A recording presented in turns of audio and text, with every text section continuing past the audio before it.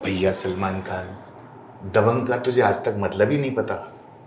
दबंग गुंडा नहीं होता है, हाँ, गुंडा तू है। सलमान का कोई सेंटेंस बिना गाली के होता नहीं है। माँ बहन की गालियाँ, भाषा इतनी गंदी है। बॉलीवुड में, हिंदी एंटरटेनमेंट इंडस्ट्री में ये सलमान खान फैमिली ये सांप के जहर की थैली है। सलमान कहते हैं मैंने गाड़ी चलाई नहीं, तो गाड़ी चला कौन रहा था? सलमान औरत के अंदर वो सिर्फ एक मांस का लोथड़ा देखता है। सलमान खान तू किसी से आंख मिला के क्यों नहीं बात करता? ये क्या होता है?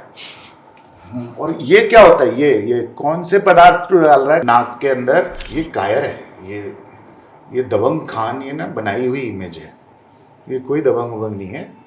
ये गली का छोकरा है, गली का गुंडा है। अरबाज गधा है, वो निकम्मा है, चोर है, उसको कुछ नहीं आता। इसको लोग बोलते थे अपनी बीवी की कमाई खाता है। कल जिस दिन सिकंदर का ट्रेलर आया था, उसी दिन ट्रेलर में मैंने फेसबुक पे जाके लिखा था, Sikandar trailer is equal to Salman Khan की सबसे बड़ी वाली टट्टी। मैं बोलता हूँ ये जिहादी मानसिकता के लोग हैं, जरायमवादी हैं। तो इनके घर में अमिताभ अमिताभ अमिताभ से बहुत ईर्ष्या है। तो सलमान खान से अगर जिंदगी में कोई कुछ सीख सकता है तो घमंड इतना करो कि काला हिरन हार्ट अटैक से मर जाए। ये मतलब रावण से भी ज्यादा घमंडी। मुझे थ्रू आउट द फिल्म लौड़ू बोलता था।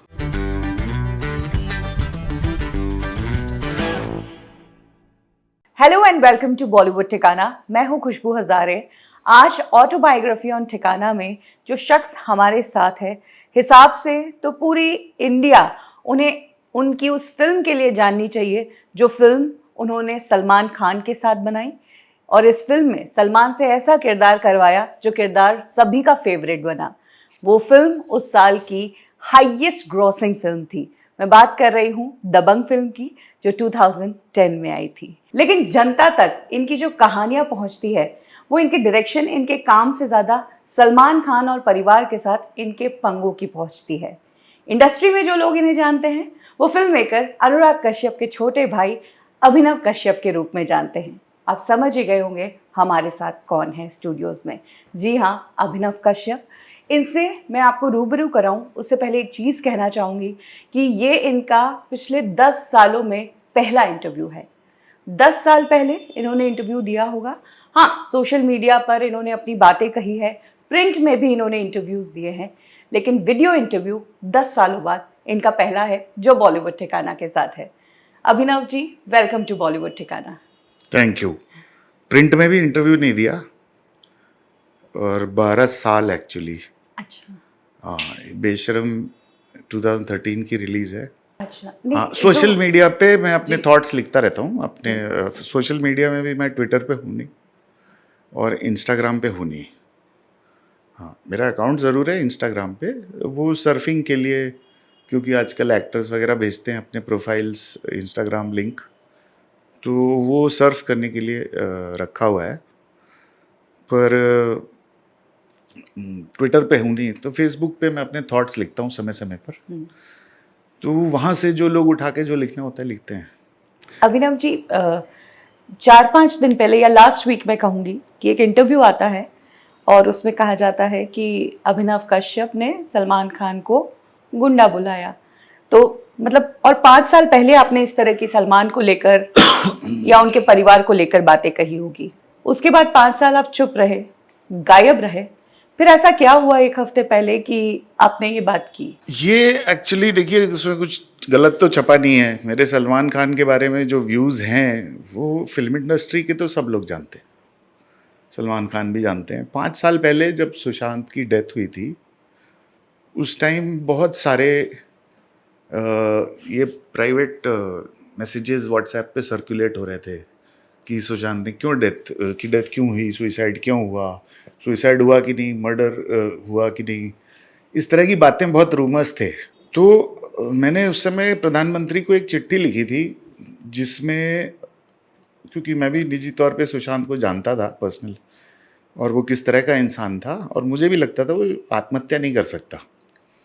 तो मैंने एक चिट्ठी लिखी थी, ओपन लेटर लिखा था, टैग करके सोशल मीडिया पे कि वो शायद पहुंच जाए उन तक, और जिसमें मैंने बताया था कि मेरे साथ क्या हुआ है इस इंडस्ट्री में, और लगभग सुशांत के बारे में भी यही सुनने को आ रहा था, उसी तरह की चीज़ें हुई। बहुत सारे लोगों को मैं जानता हूँ जिनके साथ ये सब होता है, जो बाहर से आते हैं अपना करियर बनाने, और कैसे उनको इंडस्ट्री आइसोलेट करके, विक्टिमाइज करके टारगेट करती है। तो उस समय ये तो कंफर्मेशन नहीं था कि ये सुइसाइड है या मर्डर है, पर मैंने इस सुर में लिखी थी फिल्म कि इसकी जांच होनी चाहिए जी।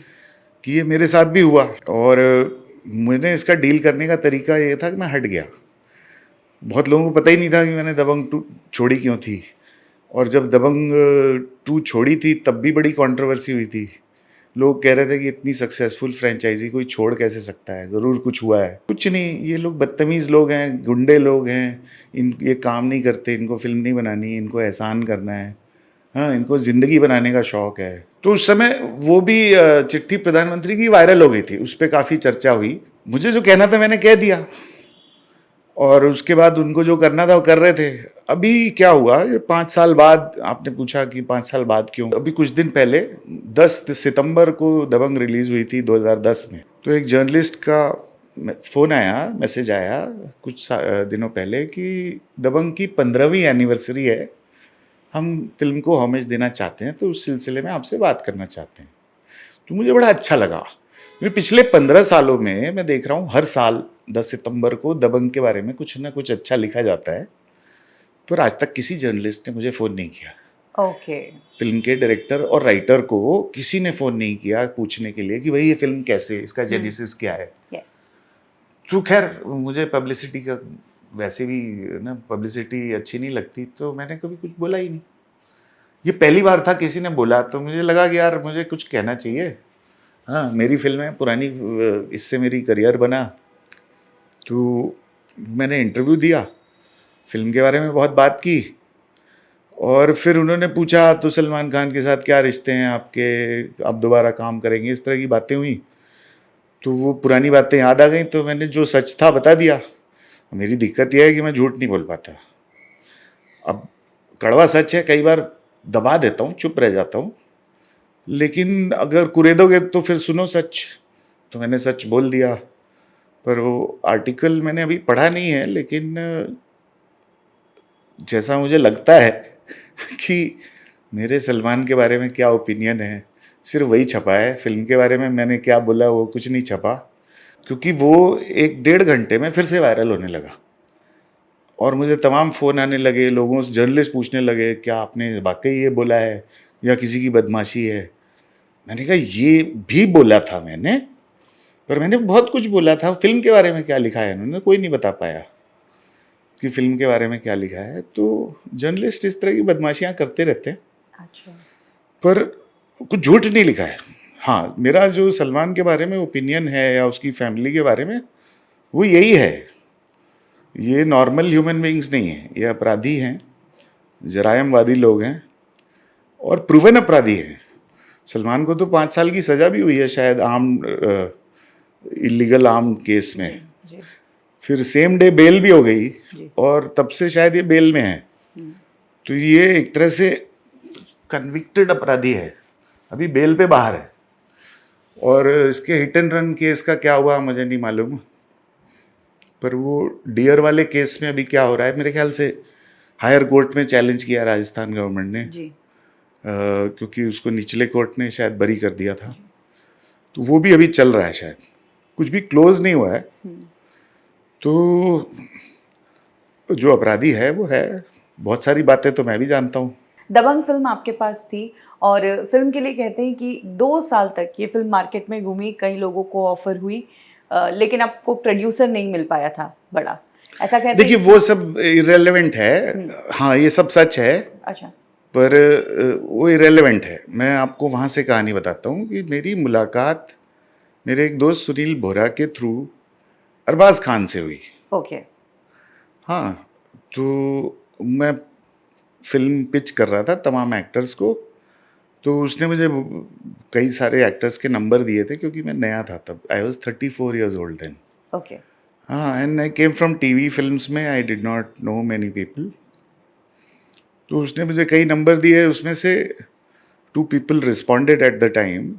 I reached out to a lot of people कि I have a script, इसका ये समरी है, और I would like to meet. तो उसमें अरबाज ने रिस्पॉन्ड किया था और एक जॉन इब्राहिम ने किया था। तो जॉन इब्राहिम ने मुझे कहा कि मैं मायामी में हूँ, शायद तब दोस्ताना की शूटिंग हो रही थी। तो John responded to my message and उसने कहा कि मैं आके मिलता हूँ, मैं अभी यूएस में हूँ, तो 1 महीना लगेगा। और दूसरे थे अरबाज खान, और फ्रैंकली मैं अरबाज खान पे बड़ा कीन नहीं था। मैंने मैसेज सबको भेजे थे, पर अरबाज खान को मैंने सोचा कि, तो सुनील ने मुझे एक किया कि यार तू एक बार मिल, हाँ इंडस्ट्री का पैदा हुआ लड़का है, एक बार मिल, देख वो क्या कहता है क्या नहीं। तो मैं अरबाज खान से मिला, उसमें सुनील भी था, और मुझे उस दिन कोई और भी मीटिंग थी। तो जल्दी जल्दी में अरबाज खान ने मुझे 15 मिनट टाइम दिया, तो 15 मिनट में मैंने एक शॉर्ट नरेशन दिया, तो ही लव्ड इट। तो पर मैं नरेशन कहानी सुनाई थी, मैंने ये नहीं बोला कौन सा रोल। तो उसने बोला आप कौन से रोल में मुझे सोच रहे हो? मैं कहा मक्खी। तो ही सेड व्हाई नॉट चुलबुल? तो मैं कहा नहीं, I have someone else in mind, I can only offer you this. तो थोड़ी देर उन्होंने इंसिस्ट किया, नहीं कि मैं क्यों नहीं कर सकता चुलबुल, ये वो। डायरेक्टर्स को ना बहुत चीज़ों का ध्यान रखना पड़ता है। अरबाज उस समय उसकी फिल्में चलती वलती थी नहीं, करियर खत्म हो चुका था। तो मैंने कहा सपोर्टिंग रोल ठीक है, पर मेन रोल नहीं। तो उसने बोला मैं पूरी स्क्रिप्ट पढ़ना चाहूँगा। तो मैं आप पढ़ लो, मक्खी का भी रोल अच्छा है। तो वो स्क्रिप्ट ले गए मुझसे, and then I left for the meeting. 10-15 minute की मीटिंग रही होगी मेरी। मुझे 4-5 घंटे बाद अरबाज का फ़ोन आया कि सर मैंने पढ़ ली स्क्रिप्ट, मैं करने को तैयार हूँ मक्खी, एक शर्त पे। मैं क्या? आप मुझे फिल्म प्रोड्यूस करने दो। आपका प्रोड्यूसर कौन है? मैंने कहा अभी कोई नहीं है, ढूंढ रहा हूँ। जब एक बार कास्ट वास्ट टेंटेटिव हो जाएगी तब प्रोड्यूसर भी मिल जाएगा। तो सपोर्टिंग रोल कहते के लिए आप तैयार थे आप और मुझे प्रोड्यूस करने दो, तो मैं फिल्म करने को तैयार हूँ। ठीक है, I don't mind, I am willing to consider. तो उसने बोला मुझे 1 दिन का टाइम और दो, मेरे घर में सोहेल है, सोहेल पहले भी फिल्में प्रोड्यूस कर चुका है, एक बार आपको सोहेल को फिर से सुनानी पड़ेगी शायद। तो मैं ठीक है। फिर रात को मुझे मैसेज आया कि कल सुबह आप सोहेल के घर इतने बजे, 8 बजे आ जाओ।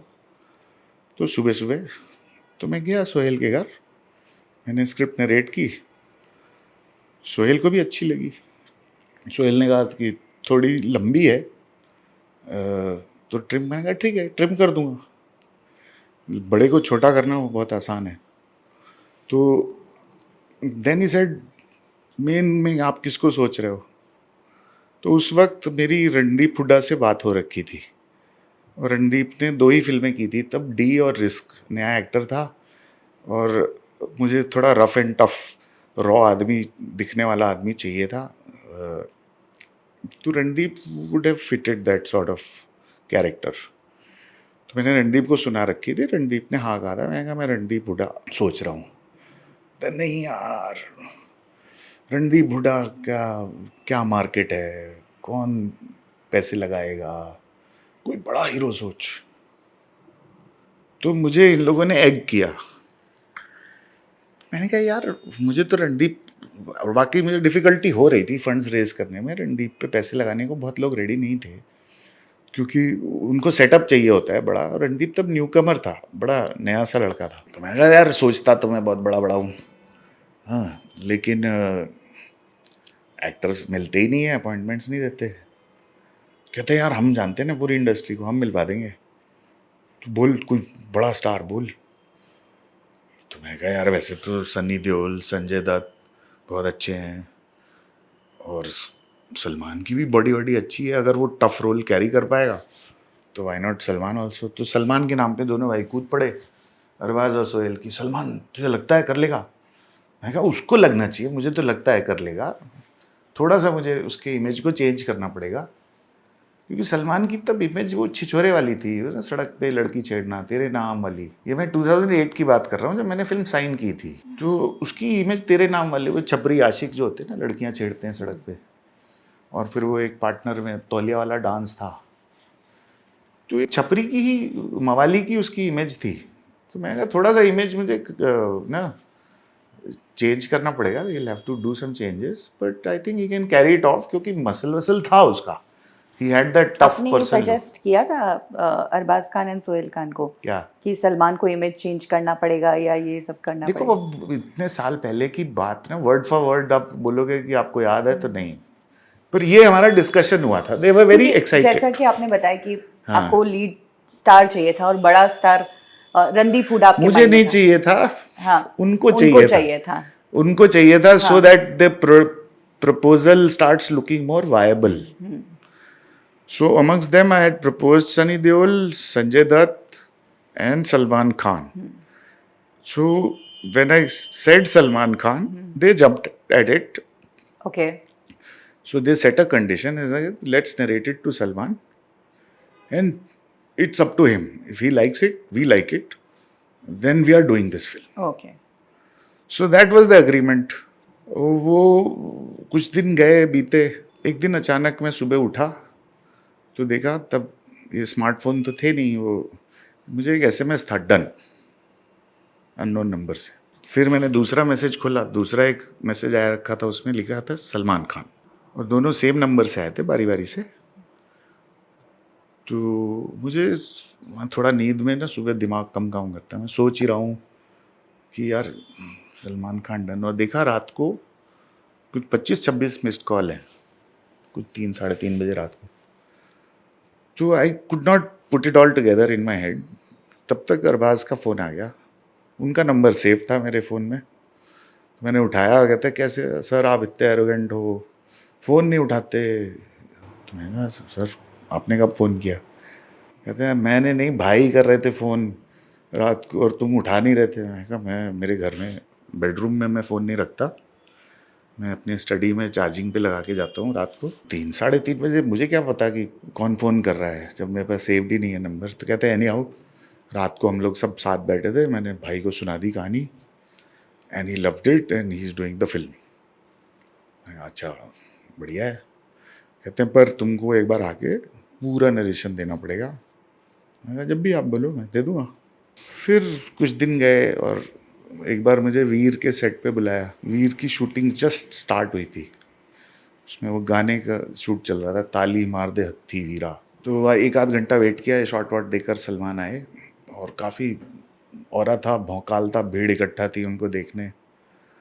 तो मैं थोड़ा नर्वस हो गया, मुझे लगा यार यहाँ पे नरेशन देना पड़ेगा, भीड़ भाड़ में तो बड़ा ऑकवर्ड हो जाएगा। तो मैंने, सलमान बैठे मेरे सामने, एक आधे घंटे तक मुझे घूरा। क्यों घूर रहे थे, क्या देख रहे थे मालूम नहीं। हाय हेलो कुछ नहीं, नहीं वो बस देखा जिससे सलमान करता है ना, बस घूरा आमने सामने बैठ के। फिर ऐसा ऐसा कुछ किया।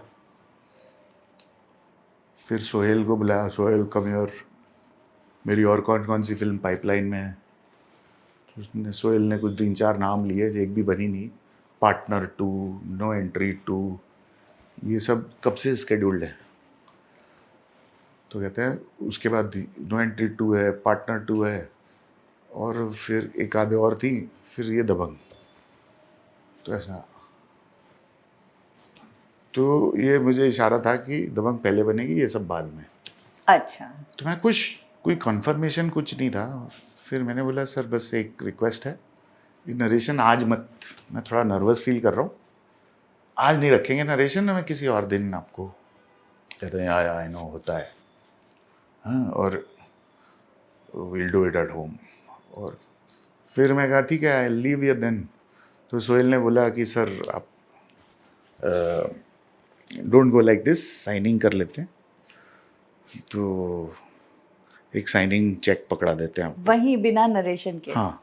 तो मैंने कहा कि यार अगर आप साइनिंग आज कर रहे हो, मेरी एक बस रिक्वेस्ट है, ये फिल्म एक प्रोड्यूसर थे रवि अग्रवाल, उनके साथ मैं साइन था इसी फिल्म के लिए। मैं उनसे, उनको मुझे 5 लाख रुपए लौटाने हैं, तो जो भी साइनिंग दो 5 लाख के ऊपर देना। तो उन्होंने मुझे 10 लाख रुपए का एक चेक दिया उस दिन, और फिर मैंने रवि अग्रवाल के 5 लाख रुपए लौटाए और उनसे एनओसी लिया। और फिल्म, इस प्रोजेक्ट के शुरुआत में ओरिजिनल राइटर दिलीप शुक्ला थे, उनको कुछ पैसे गए थे उसमें से, तो उनसे एनओसी लिया। और बाद में पूरी फिल्म मैंने रीराइट करके चेंज कर दी थी, दिलीप शुक्ला की स्क्रिप्ट से इंस्पिरेशन लेके। तो दिलीप शुक्ला चूंकि इंस्पिरेशन वहाँ से आया था, बीज वहाँ से आया था, तो मैंने उनको बराबर का क्रेडिट दिया। क्रेडिट है हाँ, उनको उनसे उन्होंने बोला था कि मुझे फर्स्ट क्रेडिट मिलना चाहिए, पैसे तो मैं ले ही चुका हूँ, तो मैंने पूरा दिया उनको। उसके बहुत बाद में एक दिन सलमान के घर पे बुला के मुझे कहा गया नरेट करो, तो मैं और नरेशन हुआ। फिर सलमान को एक जगह एक सीन में थोड़ी सी प्रॉब्लम थी, उसने कहा ये चेंज कर दे, तो थोड़ा उस पर डिस्कशन हुआ, मैंने कहा ठीक है चेंज कर दूंगा। ड्रिंक लेता है तू? मैंने कहा हाँ। तो ड्रिंक विंक बनाई गई। फिर उनके डैडी आए सलीम खान, तो उनको बोला डैडी को वो सीन सुना, वो सीन सुना, तो डैडी को सुनाए, उनको भी अच्छे लगे। बस वहाँ से शुरुआत हुई। स्टारकास्ट जो थी वो आपके हाथ में थी या जो सोनाक्षी की एंट्री नहीं, थी वो? देखो किसी भी डायरेक्टर को, मैं टीवी में 10 साल से डायरेक्टर था तब, तो और मेरा टीवी का सारा काम में सारे डिसीजंस मेरे ही होते थे, पर चैनल से सलाह मशवरा होता था कि चैनल को क्या चाहिए और क्यों चाहिए, और अगर मुझे कुछ प्रॉब्लम है तो मैं बताता था, चैनल को कुछ प्रॉब्लम हो तो वो बताते थे, उनके रिकमेंडेशन। तो ये कंसेंसस से होता है कोई भी डिसीजन, पर फाइनल डिसीजन नॉर्मली एक डायरेक्टर का होता है। ओके। ठीक है, तो मुझे तो लगता था डायरेक्टर ही सब डिसाइड करेगा, पर वो जब मैं घुस गया फिल्म में तब धीरे धीरे मुझे समझ में आने लगा कि यार ये तो, और शुरू में बातें बड़ी वो थी, कंसेंचुअली होती थी। वो कहते थे कोई बड़ा नाम सोचो, तो बहुत सारी कास्टिंग जो है, अनुपम खेर, ओम पुरी, ये सब मेरी चॉइस थे। कुछ लोग जैसे हम धर्मेंद्र को कास्ट करना चाहते थे, विनोद खन्ना जी की जी पहले, पर मैं धर्म जी से एक बार मिला और धर्म जी ने मेरा हाथ पकड़ते ही बोला बेटा कुछ अच्छा होगा तो ही देना, वरना मेरे को बताना नहीं। तो मैं डर गया था उन दिनों। एक बड़ी किस्सा वायरल हो रहा था कि धर्मेंद्र से किसी ने कुछ गलत काम करवा लिया, कांति शाह ने। हाँ। उनकी सनी देओल ने पिटाई कर दी थी। हाँ, ट्रू। तो मैं डर गया। धर्म जी का हाथ इतना मोटा, मोटी उंगलियां, मैं कहा यार ये कोई मेन रोल तो है नहीं, अगर ये एक्सपेक्ट कर रहे हैं कि मेन रोल होगा। फिर बाद में सलमान की वांटेड खत्म हो चुकी होगी, तो सलमान ने ही सजेस्ट किया कि यार विनोद वीके सर से बात कर। तो मैं गया, वीके सर तब मलाबार हिल पे रहते थे, उनको नरेट किया, उनको अच्छा लगा, और फिर भाइयों ने पैसे वैसे की बात की, सोहेल, पैसे की बात तब सोहेल करते थे। अच्छा।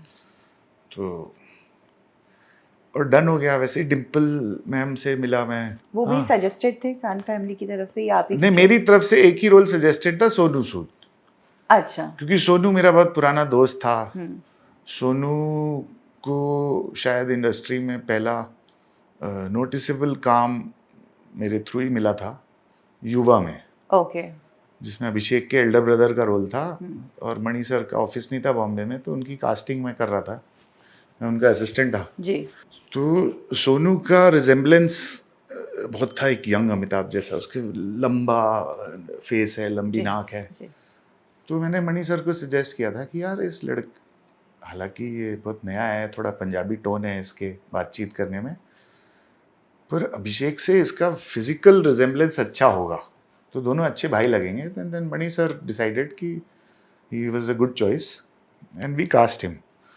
और जब शूटिंग हो रही थी युवा की, तो चेन्नई में, कोलकाता में बाकी सब तो यूनिट के लोग साउथ इंडियन थे, सोनू मैं हिंदी में फंस जाते थे, तो हम दोनों होटल में साथ में रहते थे और बहुत अच्छी दोस्ती हो गई थी। फिर उसके बाद वहाँ से सोनू का हिंदी का करियर टेक ऑफ हुआ, and then he subsequently did some roles. तो विलेन में I wanted someone who looked stronger than Salman physique wise, and I knew Sonu had a good physique, and height भी अच्छी खासी है। हाँ, तो Salman was not very keen, he was very insecure, क्योंकि सोनू की बॉडी अच्छी थी। इसमें मुझे कटरीना ने हेल्प किया।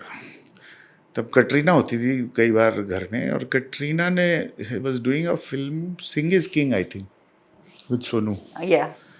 तो she told Salman he's very good. तो कटरीना ने काफ़ी सलमान को प्रॉड किया, और मैंने काफ़ी इंसिस्ट किया कि ना विलन आपसे स्ट्रांग दिखेगा तब आप उसको मारोगे तो अच्छा लगेगा। हाँ, आपसे कमज़ोर क्या फुसकी लोगों को तो कोई भी मार देता है, तो लेट हिम लुक स्ट्रांग। तो finally he was convinced and he agreed for Sonu. फिर convincing Sonu to do the role was another challenge, because Sonu को लग रहा था कि मैं उसका बड़ा अच्छा दोस्त हूँ तो मैं उसको हीरो बनाऊंगा। मैं कहा सोनू, छोटी फिल्म में हीरो बनने से अच्छा है बड़ी फिल्म में विलन बन जा, तेरा करियर ठीक हो जाएगा। हाँ, लोग नोटिस करेंगे। और I think it was a good decision and he cooperated. उसने किया और अपनी तरफ से खूब मेहनत की। अपने फिर लगा रहता था कि यार मेरा सीन और अच्छा कर, ये कर, उधर सजेशन भी लेकर आता था मेरे पास। तो कर करके सोनू का रोल बन गया और सोनू का करियर वहाँ से टेक ऑफ हो गया। Of I am very course happy about impactful role it. या था, अच्छा रोल था। हीरोइन मुझे बस एक दिन ढूंढ रहे थे ये लोग, जो भी एस्टैब्लिश्ड एक्ट्रेसेस थी। तो इतना मुझे समझ में आने लगा था कि सलमान के घर में ना डिसीजन सलमान ही लेते हैं। अच्छा। और मुझसे कुछ पूछा नहीं जाता था, मुझे बताया जाता था। मुझे एक दिन अरबाज का फ़ोन आया, उसने कहा सर हीरोइन मिल गई।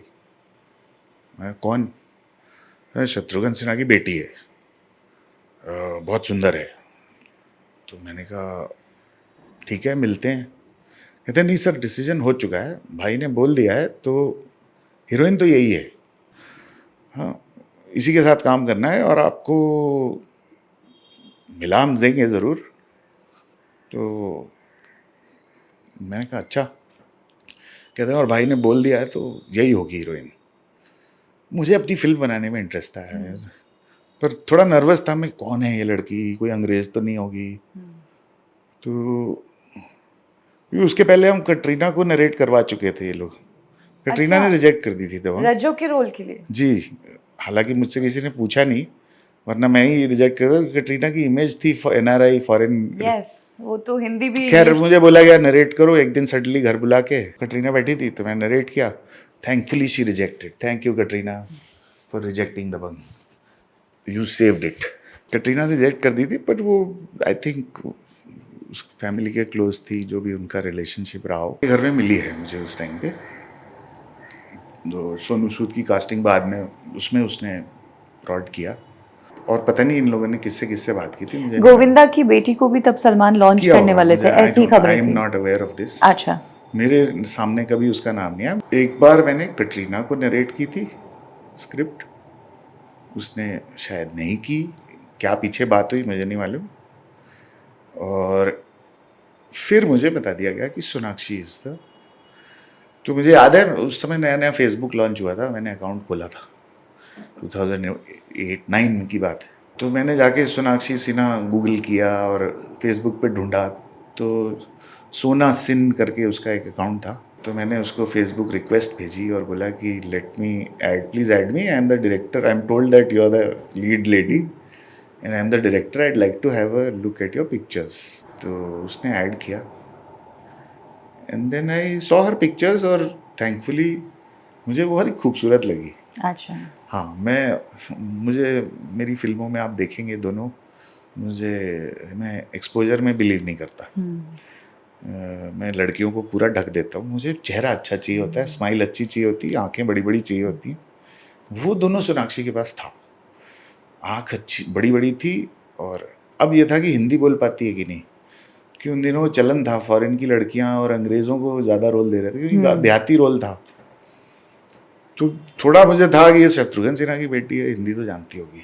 But then eventually when I met her for the first time in Salman's house, Hindi में बात हुई, तो मैंने कहा ठीक है, दिस इज़ वर्केबल। उसके बाद 6 महीने तक हमने एक टीचर भी रखा था, उसकी डिक्शन कोच और एक लेडी थी, और फिर मैं भी कभी कभी जाके सोनाक्षी के घर पे रीडिंग सेशंस करता था, उसकी जो भी डिफ़िकल्टीज़ थी। तो आई एस्टैब्लिश्ड एंड उसको कॉन्फिडेंस दिया कि वो कर लेगी, और फिर उसने किया। She rocked. She was a very good listener. अच्छा। हाँ, she is a very good listener and she was a joy to work with. Dabangg film की बात हो रही है तो जो चुलबुल पांडे का किरदार है उसका क्रेडिट हर कोई लेना चाहता है। कोई कहता है कि दिलीप शुक्ला जी ने डिज़ाइन किया था, कोई कहता है कि सलमान खान ने इनपुट्स दिए थे। वन ऑफ द इंटरव्यू मैं अरबाज का देख रही थी तो अरबाज एंड सलमान बोथ, तो उन्होंने कहा था कि जो आप स्क्रिप्ट लेकर गए थे दबंग की, वो एक आर्टिस्टिक फिल्म और डार्क फिल्म की तरह थी। उसमें ग्लैमर नहीं था, गाने नहीं थे, तो जितने भी उसके अंदर सजावट के काम किए हैं वो सलमान एंड फैमिली के ही इनपुट्स थे। अगर वो कहते हैं गाने नहीं थे तो सच बात है भाई। गाने जो मैं फिल्म बनाने निकला था उसमें गाने नहीं थे, लिपसिंग गाने नहीं थे, बैकग्राउंड स्कोर के लिए थे, स्पेसेस थी। बट द फैक्ट इज, अब जो मैं नेगोशिएशन होता है ना, उन्होंने बोला नहीं गाने डालेंगे, तो ठीक है। जब मैं समझ गया कि गाने डालने हैं तो then I created that space. कुछ सीन्स थे जिनको मैंने कन्वर्ट करके म्यूजिकली कहा, पर वो सारा काम तो मैंने किया। इन्होंने क्या किया है, बहुत सारे सीन्स में कोई भी एक्टर आता है इम्प्रोवाइज करता है, कुछ चेंजेस करता है, या कहता है सलमान का क्या है, सलमान कहता है मैं ये नहीं करूँगा, नहीं करेगा, चल अच्छा ये करेगा, अच्छा ये करेगा, जो तुझे अच्छा लगता है तू कर। यही बात कहने का ये भी तरीका है। वो सारे ऑप्शंस तो मैं खड़ा करता हूँ। तो इसमें अरबाज ने क्या कर लिया, तो अरबाज गधा है, वो निकम्मा है, चोर है, उसको कुछ नहीं आता। और थ्रू आउट दबंग जब भी मुझे कुछ चाहिए होता था वो भाग जाता था भाई। शूटिंग की लोकेशन पंचगनी थी, वो गाड़ी लेके बम्बई आया था, वो मेरे फ़ोन नहीं उठाता। और कभी कभार बात हो जाए तो कहते जो भी है इसी में करो। तो फिल्म जब अच्छी बन गई तब क्रेडिट लेने के लिए, क्योंकि कहीं ना कहीं उसके मन में बात थी कि मैं एज अ डायरेक्टर लॉन्च हो जाऊँ, मुझे ज़्यादा इज्जत मिलेगी। तो इसलिए इन लोगों ने दबंग की मेकिंग के टाइम मुझे बहुत हैरास किया, क्योंकि फिल्म का जो टॉकी कंटेंट था वो तो फर्स्ट शेड्यूल में हो गया था ऑलमोस्ट। अच्छा। हाँ, और फिल्म इनकी उम्मीद से ज़्यादा अच्छी बन रही थी। उसके बाद बदतमीजियाँ शुरू हुई मेरे साथ। तब तक ये बड़े मीठे मीठे मैनेज करके चलते थे और काम अच्छा हो रहा था। जब देख लिया तब इन्होंने बदतमीजी शुरू की। कैसे, क्या आम ट्विस्ट करना कि यहाँ पे एक्शन सीन होगा, कुछ भी कर लो होगा, मैं शूटिंग पे नहीं आऊँगा, जिद करना, नाटक। कोई भी एक्टर ना जब कंटिन्यूटी में फंस जाता है उसको मालूम है कि अब मुझे निकाला नहीं जा सकता, क्योंकि स्क्रिप्ट तो मेरी थी। तो वो कंट्रोल लेते हैं कि इसको ये लोग बोलते हैं छपरी लोग, अब रजिया गुंडों में फंस गई। तो मैं फंस गया था, मेरी आधी फिल्म बन गई थी। अब इन्होंने बदतमीजी शुरू करके आर्म ट्विस्ट करना शुरू किया मुझे कि ये नहीं करेंगे, वो नहीं करेंगे। बट द फैक्ट इज, जितनी बार भी मेरा आर्म ट्विस्ट हुआ, मेरे लिए फर्स्ट फिल्म का बाहर आना बहुत ज़रूरी था। तो उसके जो ओरिजिनली था और उसके एवज में जो शूट हुआ और भी कई चीज़ें जो शूट नहीं हुई, वो सारे ऑप्शंस किसने खड़े किए? मैंने। तो जब रिलीज़ हो गई, सक्सेस हो गई, तब ये आके बोलते हैं कि हमने करवाए। ये काम करवाना क्या होता है? मतलब शेफ़ मैं हूँ, आपकी जितनी भिंडी, करेला, तोरी, जो भी सब्जियां हैं मैंने तैयार करी। वो आके कहते हैं हमको ये नहीं खाना, हम पनीर खाएंगे। अब मैं कहता हूँ कस्टमर इज किंग, चलो पनीर बना देते हैं। अभी बाहर खाने के बाद जाके बाहर बोलते हैं कि हमने ना इसको पनीर बनाना सिखा दिया।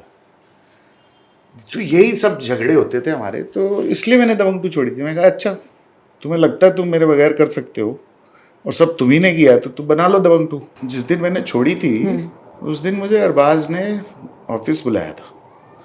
ये दबंग के रिलीज़ के 4-5 महीने की बाद की बात है।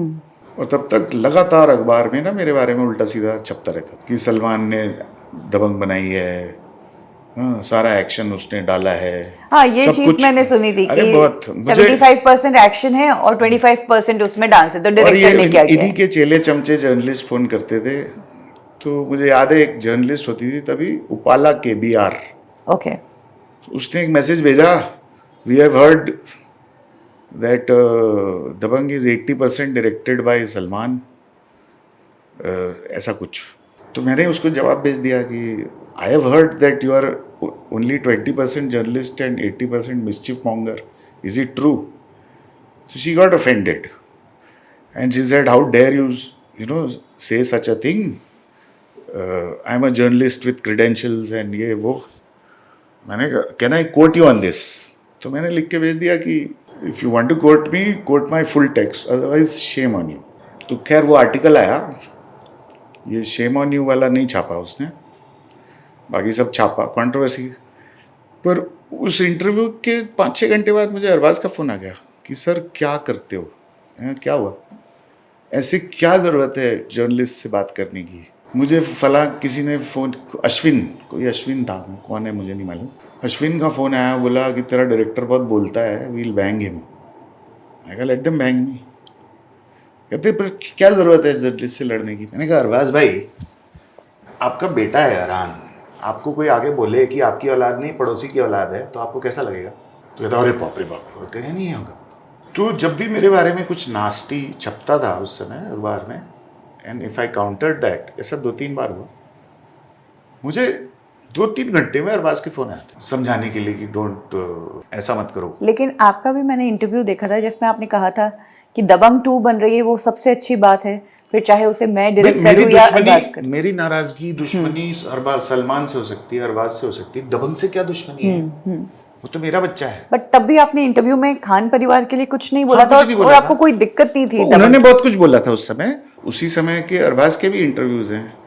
और अरबाज की शक्ल बड़ी गंदी हो जाती है जब वो झूठ बोल रहा होता है ना. सबसे अच्छा मतलब किसी भी बॉडी लैंग्वेज जज को बुला लीजिए और सलमान और अरबाज से मेरे बारे में कुछ भी पूछिए, ये नज़र नहीं मिला पाते, क्योंकि इनको पता है ये सारी चोरी मुझे मलाइन करके, मुझे दबा के पीछे धक्का दे के पीछे कर दो, क्रेडिट हम खा जाएं.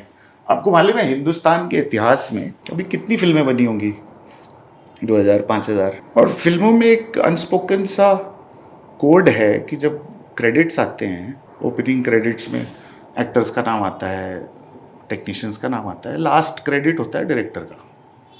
हाँ, begins with the actors, last credit director का. Dabangg is the only film in the history of Hindi cinema जिसमें मेरा फिल्म में भी क्रेडिट खा गए. पहले डायरेक्टर का क्रेडिट आता है, उसके बाद जब सलमान दरवाज़ा तोड़ के घुसते हैं गुंडों के डेन में, वहाँ पे आता है and Salman Khan in an as Dabangg. अच्छा. तो ये जो पूरा इसको दबंग खान बनाने का वो था कि मीडिया में स्पिन कर दो कि ये दबंग खान है. आपको इंटरव्यूज में भी नहीं लेके गए थे क्या, मीडिया प्रमोशंस में रखा था साथ में? ये सब देखो उस समय नहीं समझ में आ रहा था, मैं तो कुछ करता रहता था. और I am not a publicity hungry guy, तो मुझे फर्क भी नहीं पड़ता. पर बाद में जब डिफरेंसेस बहुत बढ़ गए तब मैंने सोचा कि यार थ्रू आउट ना एक साजिश के तहत मुझे हर इम्पोर्टेंट चीज़ से बाहर रखा गया था. I think they were surprised कि मैंने फिर भी अच्छी फिल्म बना ली. इसलिए उनको मेरी ज़रूरत पड़ी दबंग 2 के लिए, तो मैंने छोड़ दी. भाई एक फिल्म बनाने में 2 साल लगता है. 2 साल किसी तरह जिल्लत का घूंट पी के, रोज़ रोज़ जलील होके इन निकम्मों के हाथों मैंने किसी तरह दबंग तो बना ली थी. आपने जब अवार्ड उठाया तब आपने खान परिवार को थैंक यू किया, हंस के अपने. यार एक होता है ना यार, मियाँ बीवी का झगड़ा हो घर के अंदर तो आप तीसरे के सामने जाके बदनाम नहीं करते अपने झगड़े. पर ये लोग वही करते हैं, ये जाके मीडिया में रोते हैं. आज 15 साल में एक बार भी किसी खान फैमिली का फोन नहीं आया मुझे. अच्छा. हाँ, ये मीडिया में जाके रोते हैं हमने क्या बिगाड़ा है उसका, वो हमारे बारे में क्यों खराब बोलता है. दबंग 2 का जब आपको ऑफर हुआ था, जो शिकायत एक सलमान और अरबाज को थी, जो उन्होंने कही भी है ऑन रिकॉर्ड कि हमने दबंग 2 के लिए बोला तो उन्होंने अपने पॉइंट्स भेज दिए मैसेज में कि मैं इन वजह से नहीं कर सकता हूँ. क्या और मैंने भेजा? यस, और फोन करके भी तो बात कर सकते थे आप, मतलब फोन करना चाहिए था कि क्या प्रॉब्लम है. यार अरबाज डिसाइड करेगा मैं क्या करूंगा, कैसे करूंगा, मैं क्या जीऊंगा. कौन है अरबाज?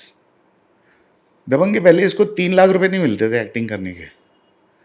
इसको लोग बोलते थे अपनी बीवी की कमाई खाता है. हाँ, मलाइका वाज अ सुपरस्टार. तो इसको अपना बुढ़ापा कैसे कटेगा उस चक्कर में खान फैमिली चाहती थी कि इसका कुछ हो जाए, प्रोड्यूसर बन जाए, पैसे कमा लेगा. कमा तो लिए, अब क्या बच्चे की जान लोगे, मेरा क्रेडिट भी खाओगे, मेरा हक मार के लोग बैठे हुए हैं. ये कब्जा है. इसीलिए मैं बोलता हूँ ये जिहादी मानसिकता के लोग हैं, जरायमवादी हैं, क्रिमिनल हैं, सारे के सारे, और चोर हैं. और अगर मैं झूठ बोल रहा हूँ तो मैं तो खुले में बोल रहा हूँ, आज से नहीं 15 साल से सोशल मीडिया पे बोल रहा हूँ, कितनी बार छप चुका है। ये धमकी देते हैं अखबार के थ्रू कि ये केस करेंगे, करते क्यों नहीं केस? करना चाहिए, क्योंकि इनको डर लगता है केस हार जाएंगे। तो अभी दबंग में क्रेडिट का बताया, अभी भी देख लो, दबंग तो है पब्लिक डोमेन में जी। मेरा क्रेडिट सही तरीके से नहीं दिया गया। दबंग के पोस्टर में इट बिकेम अरबाज खान दबंग, और नीचे आपका और नाम। नीचे छोटा सा, बाद में इनको दया आई क्योंकि लोग क्या बोलेंगे, तो इसने फॉन्ट का साइज थोड़ा बढ़ाया पर अपने से कम रखा और मुझे दिखा भी देता है। फिर अरबाज खान इतना लीचड़ आदमी है, इतना लीचड़ आदमी है कि इसने मुझसे पूछा, सर आप फिल्म के लिए पैसे कितने लोगे? मैंने हाथ जोड़ के अरबाज से कहा था, सर मेरी आप फिल्म बनवा रहे हो, मैं आपसे कभी 1 रुपया नहीं मांग सकता, तो आप जो तय करोगे वो मैं खुशी से लूँगा। और मैंने कभी अरबाज खान से आज तक 1 रुपया नहीं मांगा है, ठीक है। खैर इन्होंने साइनिंग अमाउंट 10 लाख दिया। अच्छा, जब ये बोला मीटिंग में, तो उस समय सलमान, सोहेल, अरबाज तीनों थे और सोहेल ने डिसाइड किया, नहीं, will pay you well, will pay you 51 lakhs I think. तो ठीक है, okay, I was very happy, it was a good amount. फिर साइनिंग हो चुकी थी और एक आध अरबाज ने मुझे गुड फेथ में बोला कि वील सेट यू अप, हम आपकी मार्केटिंग करेंगे, आप कोई और काम कर रहे हो? मैं कहा टीवी का काम है और एक फिल्म और कर रहा था मैं तब यूटीवी की, पीटर गया काम से एज बतौर स्क्रिप्ट सुपरवाइज़र। तो उन्होंने कहा वो सब छोड़ दो, तो मैंने सब छोड़ दी। उसके बाद कुछ चेंजेस मैंने किए, स्क्रिप्ट का एक और ड्राफ्ट किया, तो 2 महीने बाद मुझे अरबाज ने 1 लाख रुपए और दिए। उसके बाद 2 साल के बाद फिल्म जब ख़त्म हो रही थी तब आए payment. I was loaded in debt up to here, my credit cards were full. बहुत, और ये जानबूझ के ना, they were making me needy and dependent on them, पैसे नहीं देते थे। अच्छा, दूसरी बात, जब फिल्म ऑलमोस्ट ख़त्म हो गई, पोस्ट प्रोडक्शन चालू था, तब उन्होंने एक दिन बोला कि सर पेपर वर्क कर लेते हैं अकाउंट्स के लिए, तो आपसे कॉन्ट्रैक्ट साइन कराना है। तो हाँ सर ठीक है। तो मैं कॉन्ट्रैक्ट हर पेज पे इनिशियल्स डाल रहा था, तो क्या लिखा है मुझे नहीं मालूम, मुझे फ़र्क भी नहीं पड़ता था। जिस पेज पे अमाउंट लिखा रहता है सैलरी, मैं उस पेज पे ऐसे ही स्कैन किया तो फिगर्स दिखे, तो उसमें 30 lakhs लिखा था। तो मैं थोड़ा सा 1 सेकेंड के लिए ठहरा, बिकॉज आई हैड प्लान्ड कि मेरे पास ये पैसे आने वाले हैं और मेरे क्रेडिट कार्ड के बिल हैं, ये है, मैं कैसे चुकाऊंगा। तो 1 सेकेंड के लिए पन्ना पलटने में थोड़ा सा मैं रुका, तो अरबाज सॉ दैट, मेरे सामने ही बैठे थे, कहते अब आप मुझसे बहस करोगे, कितने पैसे लेने हैं? मैं कहा नहीं सर। मैं चुपचाप साइन किया, आगे पन्ना पलटता रहा, कॉन्ट्रैक्ट साइन करके दे दिया। मेरी कॉपी मुझे आज तक नहीं मिली है। तो उसके बाद मैं स्मोकर हूँ, मैं ऑफिस के बाहर चला गया सिगरेट पीने, सोच रहा था, and I used to notice all these things कि ये छोटी छोटी। तो अरबाज को कुछ गिल्ट हुआ होगा, वही बाहर आया, कहता आप सोच रहे होगे मैंने 51 बोला था, 30 क्यों कर दिया?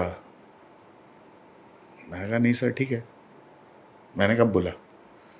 कहता है अरे सर आपको 21 लाख की गाड़ी दे देंगे और 2 करोड़ की पब्लिसिटी ले लेंगे। तो मैंने कहा ठीक है, भूल गया। फिर फिल्म रिलीज़ हुई, हिट हो गई, सब हो गई, तो इन्होंने मुझे 21 लाख की एक गाड़ी खरीद के दी। कौन सी? Chevrolet Captiva. और उसकी भी बड़ी कहानी है। मुझे उसके 3-4 दिन पहले आके बोला था हमने आपके लिए गाड़ी बुक कराई, आप चाहो तो पैसे भी ले सकते हो, हाँ हम आपको कुछ देना चाहते हैं, पर we would like you to have a sports car. हाँ ठीक है, ओके, विच वन? तो उन्होंने बोला शेवरोले, मुझे अच्छी लगती है। मैं हाँ ठीक है, आई टेक द कार। तो उन्होंने कहा ठीक है, उसकी 2-3 दिन में डिलीवरी होगी, I inform you, you have to come home, क्योंकि वो प्रेस वाले आएंगे। तो ये वहाँ से जब गाड़ी आई तो मैं इनके घर गया सुबह सुबह, संडे का दिन था, ये मुझे बैंड्रा वर्ली सीलिंग पे ले गए, पोज कराया चाबी देते हुए, फ़ोटो खिंचवाई, और फिर अखबार में छपा बॉम्बे टाइम्स में कि अरबाज खान इतने दानी हैं, ये अपने लोगों का बहुत ध्यान रखते हैं। फिर कुछ 1-आध महीने बाद गाड़ी के पेपर्स आए, तो गाड़ी आज भी अरबाज खान के नाम पे है, मेरे घर के बस सामने खड़ी होकर सड़ रही है। 8 साल से मैं उस गाड़ी को चलाता नहीं हूँ, मैं भी वेट करता हूँ क्या जाने कब मांग ले भिखारी कि मेरी गाड़ी वापस कर, तो दे दूंगा कि ले जा। तो वो गाड़ी आज भी उसके नाम पे है। तो आपके नाम पे रजिस्टर भी नहीं करवाई बस? तो ये इतना लीचड़ है। और ये चीज़ मैंने नोटिस की थी बीइंग ह्यूमन में, चैरिटी के नाम पे जो करते, हर चीज़, everything is done for effect, everything is done to show that this is a very caring and राष्ट्रभक्त फैमिली, अभी किसी ने पूछा नहीं, सलीम खान आ गए सफाई देने की, हमारे फैमिली ने कभी बीफ नहीं खाया। अरे तेरे से किसी ने पूछा? तू क्यों बता रहा है? जो पेपराजी फैंस आप लोगों ने खड़े किए और पूरा हिंदी फिल्म इंडस्ट्री का माहौल खराब किया, आज वही फैंस आते हैं तुमको घर के बाहर देखने, तो ये बुलेट प्रूफ ग्लास क्यों लगा के रहते हो? इनको फोमो होता है ना, फियर ऑफ मिसिंग आउट। ये जलन पे ना इनका करियर खड़ा है। सलीम खान को बहुत ये नाराज़गी है, उनको लगता है उन्होंने अमिताभ का करियर बनाया, अमिताभ ने उनको उनका ड्यू नहीं दिया, तो इनके घर में अमिताभ से बहुत ईर्ष्या है। तो सलमान खान देखते हैं अमिताभ से इतने फैंस मिलने आते हैं, और संडे अमिताभ आते हैं बाहर घर, लोगों से मिलते हैं, हाथ वाथ हिलाते हैं, तो इनको ये चाहिए था। तो इन्होंने भीड़ इकट्ठा करनी शुरू की अपने घर के बाहर, हाँ, कि सलमान के घर के बाहर ही आने चाहिए। पर इनको फोमो में ना करके बल्कि सोचना चाहिए कि अमिताभ अपने फैंस के बीच में जाते हैं, उनको गिफ्ट्स देते हैं, हाथ मिलाते हैं, सुनते हैं। वो ऑर्गेनिक लव है जो अमिताभ को मिलता है सदियों से, 80 के दशक से। पर सलीम खान को जलन होती है कि उसमें उनका हिस्सा नहीं है। तो अब भीड़ आ तो गई सलमान के घर के बाहर, ये झूठी अपना नकली चेहरा दिखा दिखा के। डर क्यों लगता है? बुलेट प्रूफ क्यों लगवा रहे हैं? इसी भीड़ को तो इन्होंने इकट्ठा करने के लिए सारी जिंदगी दूसरों का हक छीना है। तो मेरा ये सवाल है कि भाई अब इसमें जाने से डर क्यों रहे हो? बुलेट प्रूफ लगा रहे हो, ये कर रहे हो, और लाठी चार्ज करवा रहे हो अपने फैंस पे ना। एक बार मैं देख रहा था इनके घर के बाहर पुलिस ने डंडे से पिटाई की फैंस की। बट फैंस तो हैं सलमान खान के। सलमान ने खुद ऑन रिकॉर्ड कहा कि ग्लास इसलिए लगाया, जो कई बार फैंस चढ़ जाते हैं। भाई साइकोपैथ के फैंस साइकोपैथ होंगे, अमिताभ कलाकार हैं तो उनके शायद फैंस भी कलाकार हैं, तो अमिताभ को डर नहीं लगता। आपने कोई भी देश देखा है जहां पे लोग को फैंस क्या है, आपसे प्यार करते हैं, आपके साथ फोटो खिंचाना चाहते हैं, आपको हेलो छूना चाहते हैं, हाँ, बस इतना ही तो चाहते हैं। इनको डर क्यों लगता है अपने फैंस से? वो तो सलमान को धमकी भी मिली हुई है, तो उस वजह से सिक्योरिटी में है, और घर पर भी फायरिंग हुई। सलमान भीड़ में नहीं जाते। सलमान कभी भी आंख क्यों नहीं मिलाता किसी से? ये सब सवाल पूछने वाले हैं, आप बता दे भाई। मैं पूछ रहा हूँ, सलमान खान तू किसी से आंख मिला के क्यों नहीं बात करता? ये क्या होता है? और ये क्या होता है? ये कौन से पदार्थ तू डाल रहा है नाक के अंदर कि ऐसे ऐसे ऐसे? पूरी दुनिया जानती है 24 घंटे ऐसे करता है। कुछ अंदर डालता होगा सेवन, तो नाक की लाइनिंग फट जाती होगी। क्यों? एनोरिज्म होता है, ऐसे ऐसे जो करते हैं तो यहाँ दर्द होता है ना, एन्योरिज्म उसी से हो जाता है।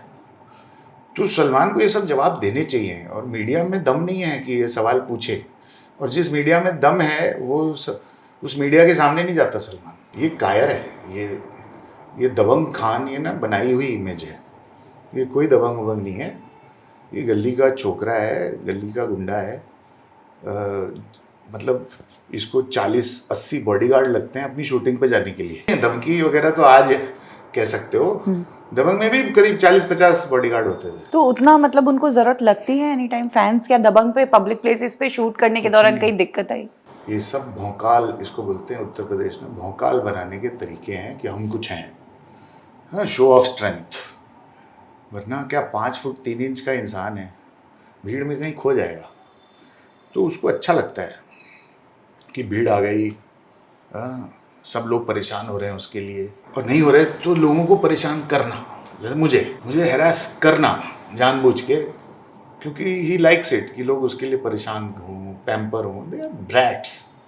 और मुझे तो एक बार सलमान ने बोला भी था किसी दिन, दबंग के टाइम पे कुछ इसने डिमांड रखी होगी, मैं सोच रहा हूँ। क्या हुआ सर, टेंशन ले ली? नहीं टेंशन नहीं, मैं सोच रहा हूँ कैसे होगा। दादा हमको देखो, हम टेंशन लेते ही नहीं, हम टेंशन देते हैं। और घमंड ऐसा कि ये भी एक बार फेसबुक पे मैंने लिखा था, घमंड इतना करो कि काला हिरन हार्ट अटैक से मर जाए, हाँ, मारने की ज़रूरत ही ना पड़े। तो सलमान खान से अगर ज़िंदगी में कोई कुछ सीख सकता है तो घमंड।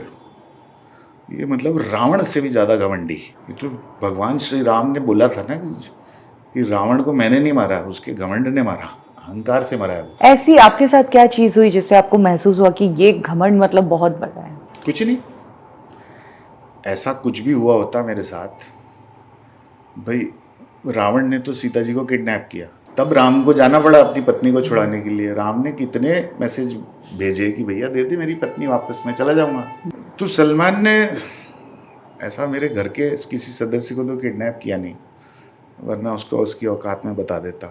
तो वो नहीं है, लेकिन हाँ, दबंग का जो आइडिया कॉन्सेप्ट है, जो दबंग ब्रांड है, इस पे कब्जा करके ये लोग बैठे हैं। तो इसके लिए लड़ा जा सकता है, क्योंकि दबंग फिर ना 2 लैंग्वेजेस में रीमेक हुई, जी 2 या 3 लैंग्वेजेस में।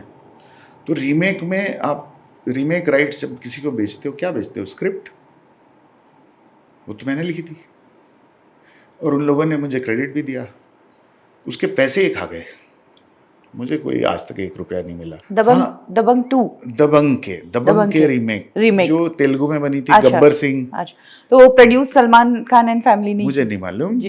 भाई, आपको अगर कोई साउथ की फिल्म रीमेक करनी है तो उसके रीमेक राइट्स खरीदने पड़ते हैं। Yes yes. तो आप पैसे दोगे किसी को तो वो आपको अपनी स्क्रिप्ट दे देगा, स्टोरी दे देगा।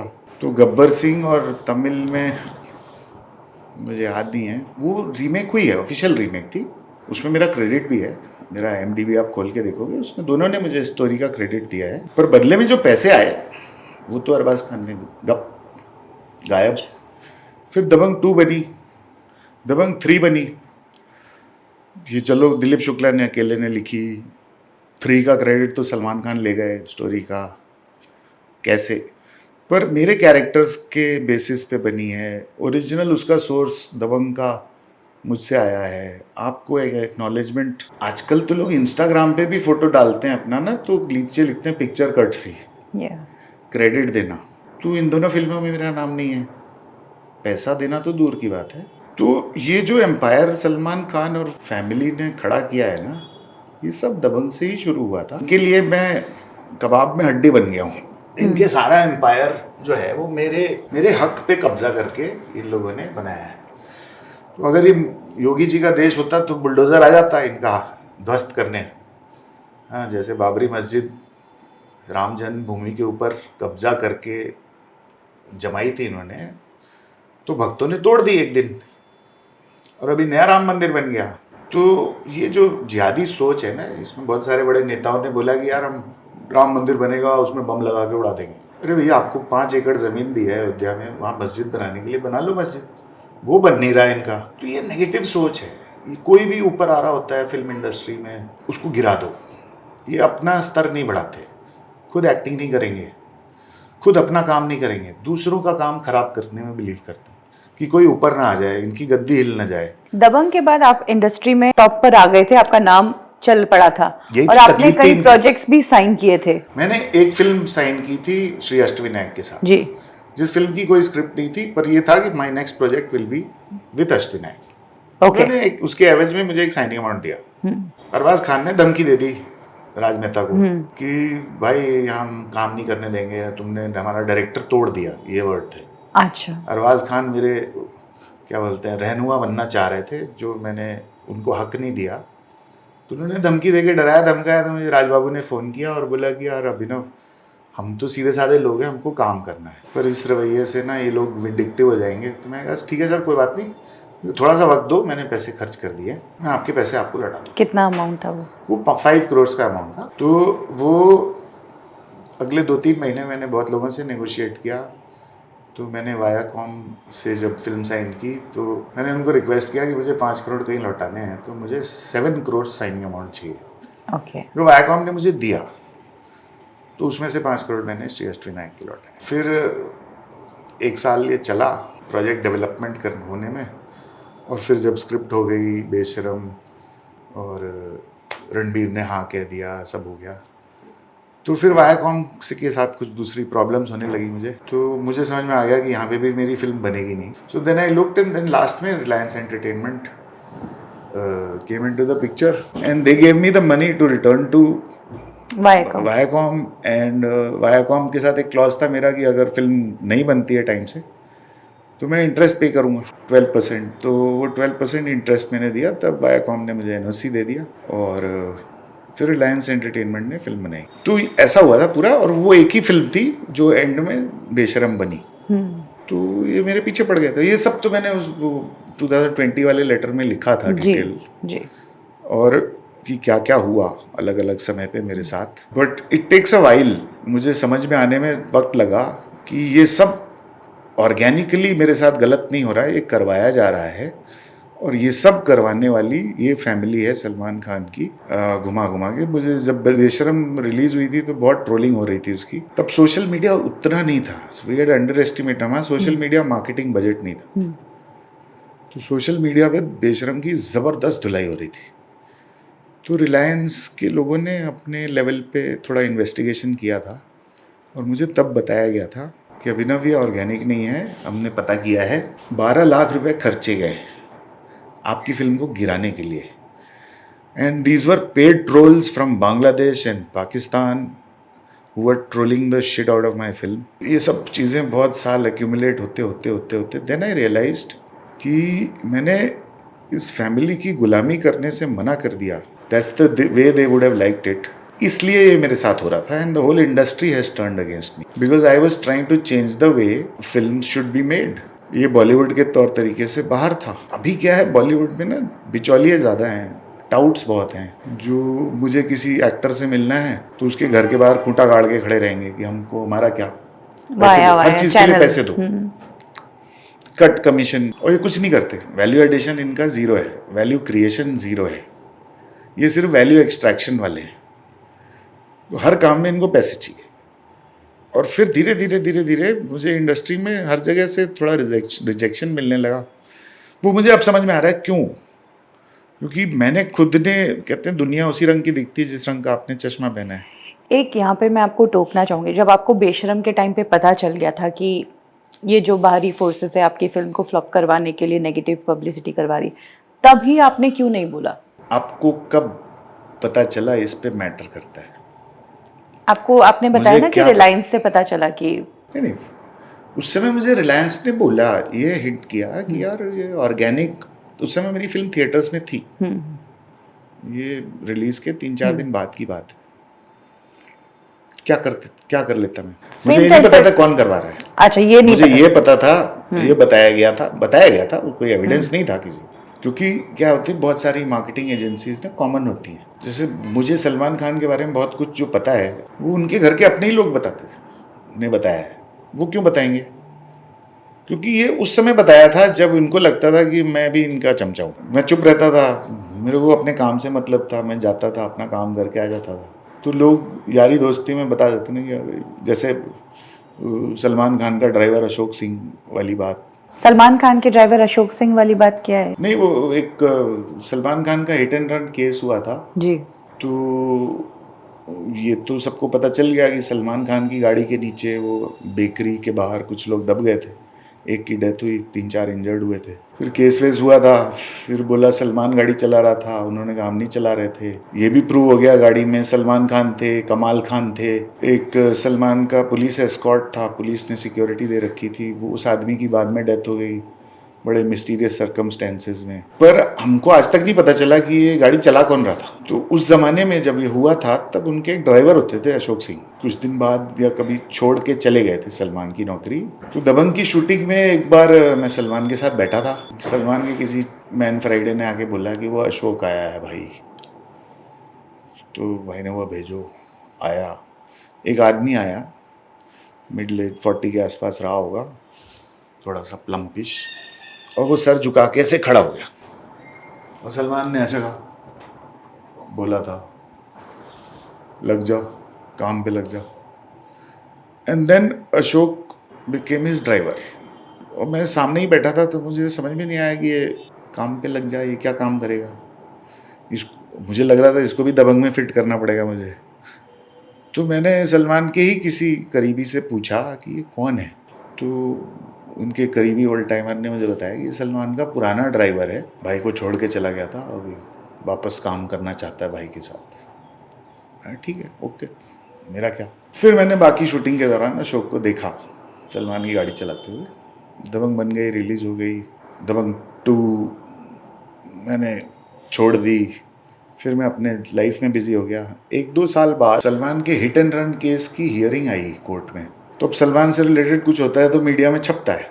तो मुझे मीडिया के सोर्सेस से पता चला कि सलमान के पुराने ड्राइवर अशोक सिंह ने कोर्ट में जाके बयान दिया है कि हिट एंड रन केस में गाड़ी मैं चला रहा था और कोर्ट ने पूछा कि भाई इतने साल के बाद क्यों आ रहे हो, 10-12 साल हो गए थे शायद। तो उन्होंने कहा नहीं, मुझे सलीम खान ने और सलमान ने समझाया और मेरा ज़मीर जागा है, तो इसलिए मैं सोच रहा हूँ मैं अपनी गलती मान लूँ। पर जैसा मैंने पेपर में पढ़ा, कोर्ट ने उसका बयान रिजेक्ट कर दिया। दे रिफ्यूज टू एडमिट कि ये गाड़ी चला रहा था, एडमिट हिज सरेंडर टाइप्स। और उस केस का फिर क्या हुआ मुझे नहीं पता, क्योंकि कमाल खान तो इंडिया ऐसा भागा इंडिया से, वो कभी लौटा ही नहीं। ओ जाने जाना yes. गाने वाला, वो कभी इंडिया आया नहीं। जो पुलिस एस्कॉर्ट था वो उसकी डेथ हो गई, वो भी छपा है, पब्लिक डोमेन में है। सलमान कहते हैं मैंने गाड़ी चलाई नहीं, तो गाड़ी चला कौन रहा था? ये भारतीय न्यायालय से मेरे प्रश्न है कि भाई टेस्ला तो थी नहीं तभी कि ऑटो पायलट पे चल रही हो, कोई तो चला रहा होगा गाड़ी। तो सलमान के फैंस को ज़रा बता दीजिए गाड़ी चला कौन रहा था, और जिसने वो बेकरी के बाहर लोगों पे गाड़ी चढ़ा दी। और हाँ, इतना ज़रूर पता है कि जब सलमान थोड़े दिन उस चक्कर में जेल वेल गए थे लॉकअप में, तो सलीम खान आके बयान देते थे कि मुझे एसी चलाने में बड़ी तकलीफ़ हो रही है, मेरा बेटा कैसा होगा। तो सलमान जब कोई भी कांड करते हैं, इनका फैमिली आ जाती है इनके डिफेंस में।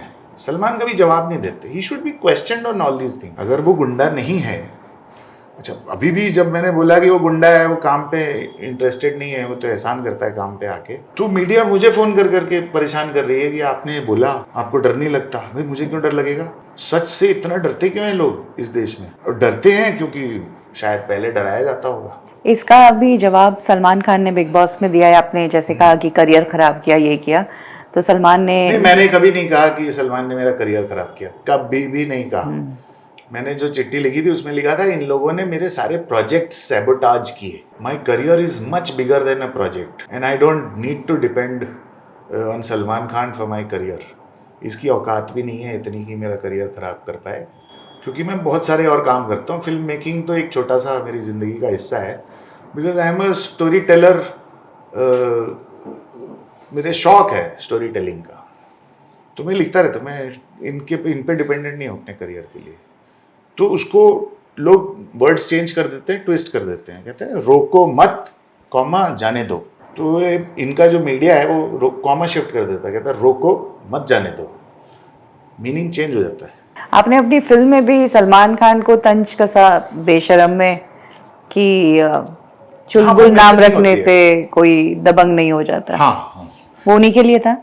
हाँ उन्हीं के लिए था, बिल्कुल वो उन्हीं के लिए था। एंड उस समय उसकी लंबी कहानी क्या है कि ऋषि कपूर को चुलबुल पांडे टाइप का कैरेक्टर करना था।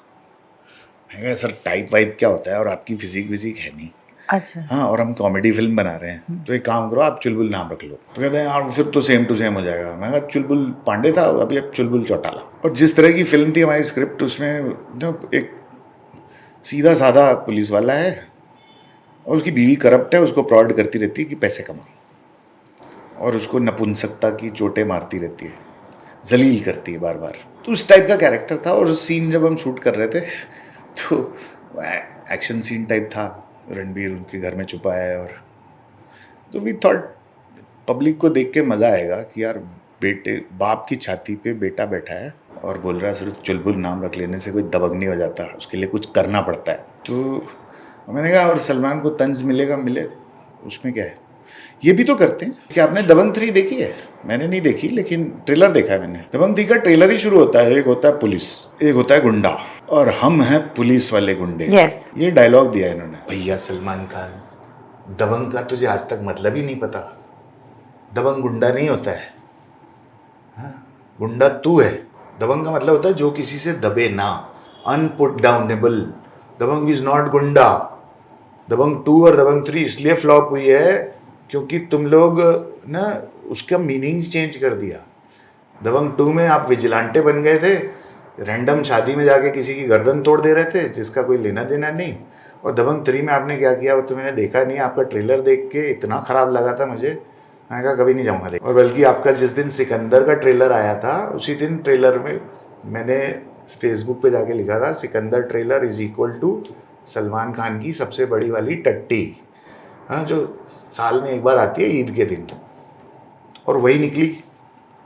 हाँ, और उसके डायरेक्टर भी बता रहे हैं कि आपकी हरकतें, और आप अपने को एक्टर्स को ला के बिग बॉस पे उनके मुंह से बुलवा रहे हो कि आप बहुत बड़े आदमी हो, बहुत बिजी हो, हाँ, तो इसलिए आप लेट आओगे तो किसी को प्रॉब्लम नहीं है भाई, प्रॉब्लम है लोगों को। कभी तो काम कर लो यार। एक फिल्म बनाने में 300-400 लोग लगते हैं, सब आके धूप में बैठे रहते हैं सुबह से शाम तक, उनको एक्स्ट्रा पैसे नहीं मिलते इस वक्त के, जो आप बदतमीजी में खर्च करवा देते हो। जैसे दबंग के तो प्रोड्यूसर वो खुद ही थे, तो क्या वो फिल्म तो शेड्यूल के हिसाब से ही बनी होगी ऑफ कोर्स? नहीं, कोई शेड्यूल वगैरह से नहीं है, सलमान की मनमानी है, अपनी सलमान की मनमानी। हाँ, होम बदतमीज प्रोडक्शन में भी। इसीलिए मैंने बोला बदतमीज आदमी है। He likes to destroy people, he likes to humiliate people, he is a narcissist of the highest order. He will have nothing nice to say to anyone, मेरे ख्याल से। और औरत के अंदर वो सिर्फ एक मांस का लोथड़ा देखता है। The only women he respects is his mother. बाकी हर औरत को आप किसी से भी पूछ लो, सब। अभी मैंने संगीता बिजलानी का कोई इंटरव्यू देखा था, उनसे कहा गया कि आपके शादी के कार्ड छप चुके थे। कहते रीज़न क्या था, क्यों टूट गई? तो कहते वो आई डोंट लाइक इट, मुझे कोई बोले कि कपड़े ऊपर पहनो। ये Salman is known to do all this, और फिर इस तरह की बातें फैलाते हैं। Is very respectful of women, he is not.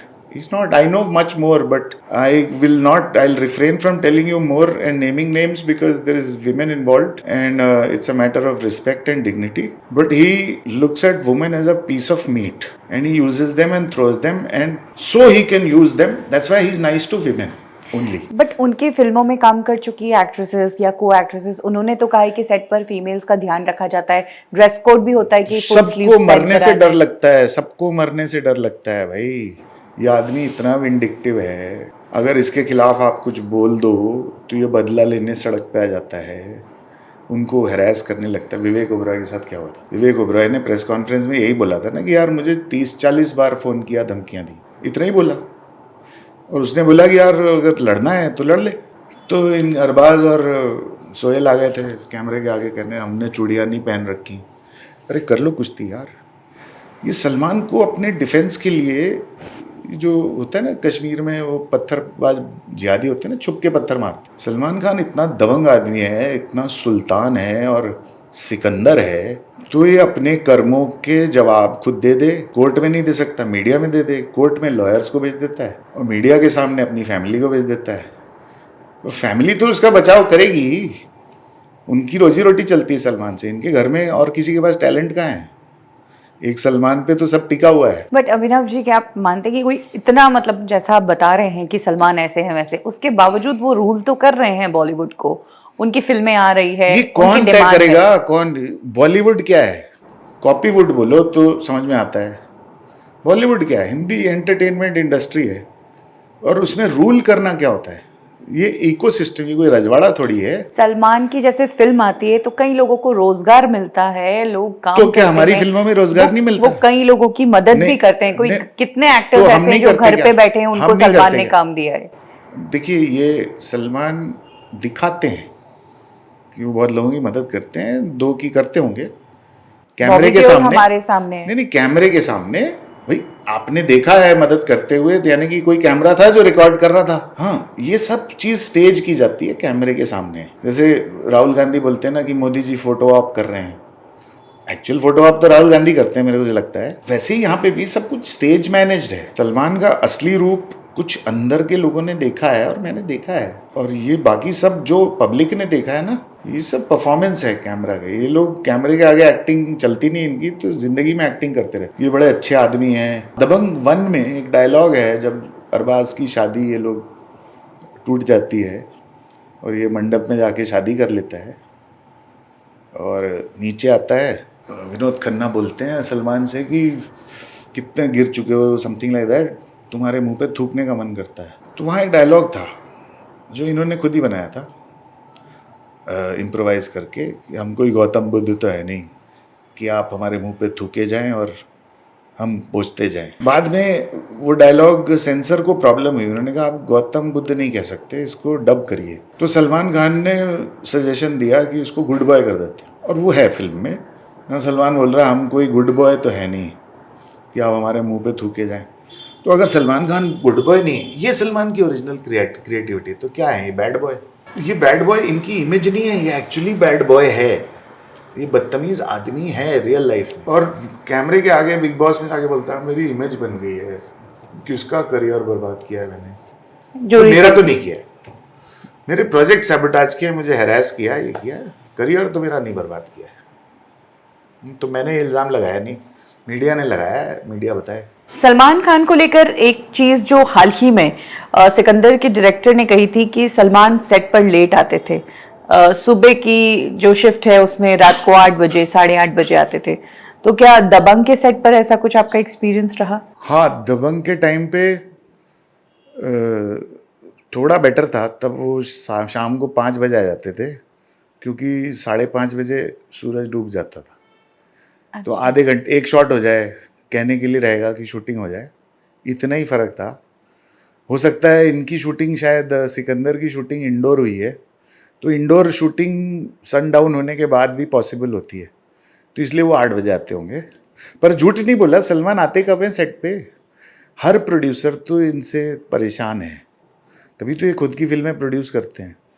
इनको अच्छा लगता है कि सब इंतज़ार करें, हाँ, थक जाएं, टूट जाएं, जलील हों, तभी आएंगे और काम। इसीलिए मैंने कहा था कि ये काम पे एहसान करता है। तो दबंग के टाइम पर ऐसा कुछ हुआ जब आपको इंतजार हाँ, बहुत सारा हुआ।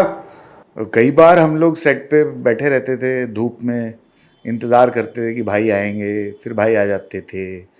भाई आके 1-1.5 घंटा कॉफ़ी पीते थे अपनी वैनिटी वैन के बाहर। एन वक्त पे आते थे, 1-2 शॉट हो पाता था किसी तरह भाग भाग के, बस शूटिंग रैप। और एक बार तो मतलब हाईलाइट ये थी कि हम लोग वाई में पंचगनी में शूट कर रहे थे, बम्बई से 4-4.5 घंटा है यहाँ से रास्ता, और हमें पता था कि सलमान बॉम्बे से आ रहे हैं, पनवेल फार्म हाउस या पता नहीं गैलेक्सी में थे। तो हमें बोला गया था, तो हम मान के बैठे थे कि 2-3 बजे से पहले क्या ही आएंगे, वो पहुँचेंगे ही नहीं। तो पहले तो काफ़ी देर झूठ बोलते रहे कि उनके लोग कि नहीं नहीं वो भाई अपने वैनिटी में, अच्छा ये वैनिटी में ही चलते हैं, बस में चलते हैं, उसमें सो गए हैं, तो वो निकल चुके हैं वैनिटी बम्बई से। हमें तो हम कैलकुलेट कर लेते थे 4-4.5 घंटे में ये पहुँचेंगे, फिर 5 घंटे में शूटिंग शुरू हो पाएगी, नहीं हो पाएगी। फिर 1-2 बजे तक बोलने लगे कि नहीं अभी निकले नहीं हैं, वो उन्होंने प्लान बनाया हेलीकॉप्टर से आएंगे। तो मैं कहा चलो ठीक है, हेलीकॉप्टर देखते हैं। तो हेलीकॉप्टर उड़ा क्या कहते नहीं, बस सेंटा क्रूज एयरपोर्ट के लिए, पवन हंस के लिए निकल रहे हैं करते 3-4 बजे के आसपास बोला कि घर से निकल गए, गैलेक्सी से। मैं सन देखता था, अपनी घड़ी देखता था, कैमरामैन को देखता था। तो खैर 5 बज गया, 5 सवा 5, नहीं आया। समझ में नहीं आया कि शूटिंग कैंसिल करें, क्या करें, क्योंकि इतने लोगों को बिल देना होता है। वो लोग तो आए रोज सेट पे और अपना काम करें। तो 5 सवा 5 बजे एक हेलीकॉप्टर की आवाज़ आई, फिर दूर से एक हेलीकॉप्टर आते दिखा। तो भी लग रहा था शूट तो होना मुश्किल है, क्योंकि हेलीकॉप्टर वहाँ लैंड नहीं हो सकता था जहाँ सेट लगा था हमारा। वो हेलीपैड पे लैंड होता, फिर वहाँ से गाड़ी लेकर आती, तो उसमें टाइम लगता। तो एनी हाउ हेलीकॉप्टर सीधा सेट पे आया, और 1 सेकंड के लिए मुझे लगा कि शायद यहीं लैंड हो जाएगा, हाँ, और शूट कर पाएंगे। तो हेलीकॉप्टर काफ़ी नीचे आया, 10-15 मीटर की ऊंचाई पे। उसमें सलमान खान ने सबको हाथ हिलाया, हम लोगों को, और ऐसे किया, मतलब कल करेंगे। और फिर हमको फ़ोन पे बता दिया गया उनके लोगों से कि भाई सीधा हेलीपैड से होटल जा रहे हैं, कह रहे हैं कल करेंगे शूट। तो पैकअप। वो तो खुद के प्रोडक्शन की फिल्म थी, खुद ही के घर के तभी पैसे तो लगे थे, अब फिर मुझे भी तकलीफ नहीं थी, मेरा टाइम वेस्ट हो रहा था, सबका टाइम वेस्ट हो रहा था। जो कितने लोग क्रू मेंबर्स थे, कितनों ने होगा इंतजार किया? 200-250 क्रू मेंबर तो हमेशा रहे, और ये हुआ था क्लाइमैक्स की शूटिंग पे, तो उसमें काफ़ी लोग रहे होंगे। पर पर डे वाले जो लोग होते हैं ना, उनको तो दिहाड़ी मिलती है, पर हमारे जैसे लोग जिनको पूरी फिल्म ख़त्म करके देनी है एक स्पेसिफाइड, इनका टाइम बहुत वेस्ट होता है। तो ये नॉर्मल है सलमान, और इसका आइडिया ये काफ़ी दिन में शूट कर चुका था। आई हैड अ वेग आइडिया कि अब जो भी लगेगा किसी तरह फिल्म ख़त्म करनी है। सलमान सेट पर जिम रखते हैं बॉडी, क्योंकि उन्हें बहुत बॉडी के लिए कॉन्शियस है वो? कुछ नहीं करते, वो हाफ पुशअप्स करते हैं, थोड़ा सा कि थोड़ी बॉडी पंप अप हो जाए और थोड़ी उनकी चर्बी और भी ढक जाए, थोड़ा जोश में दिलाने के लिए बाकी पीछे क्या करते हैं मुझे नहीं मालूम, पर उनकी बॉडी थुलथुल आदमी है। ये मेरे ख्याल से इंजेक्शन डाल डाल के बनाई गई बॉडी है। पुग्गा है, अंदर से हड्डियां गल चुकी हैं, और आई बैग्स हैं, थे तब तो थे दबंग के टाइम पे। बाद में मैंने सुना ऑपरेशन करा लिया। मतलब 8 लाख का बिल था मेरा दबंग का, डिजिटली उनको क्लीन अप करने के लिए। फिर बाद में भी बड़े किस्से सुने मैंने कई फिल्मों में कि उनके 6 पैक नकली हैं, पेंटेड हैं। ये सच बात। दबंग में जो बॉडी थी वो असली थी? बॉडी तो असली ही है, पर्दे पे जो दिख रही है वो नकली है। उस समय फेस की पेंटिंग ज्यादा हुई थी क्योंकि आई बैग्स हटाए गए थे, but he was not this fat जितना अब वो हो गए मोटे। और अब तो कई बार रील्स लोग फैन शूट कर लेते हैं ना उनका असली लुक, तोंद बाहर आ रही है, डांस नहीं हो रहा, कूदा नहीं जा रहा। पर दबंग के टाइम पे भी एक चेस सीक्वेंस था जिसमें ना उस बारिश का मौसम था, थोड़ी काई लगी थी, तो इन्होंने मना कर दिया था कि मैं दौड़ूंगा नहीं। कहता है यार काई लगी है, मैं स्लिप हो गया तो देख कितने लोग शूटिंग देखने आए हैं, मेरी इज्जत का क्या रह जाएगी।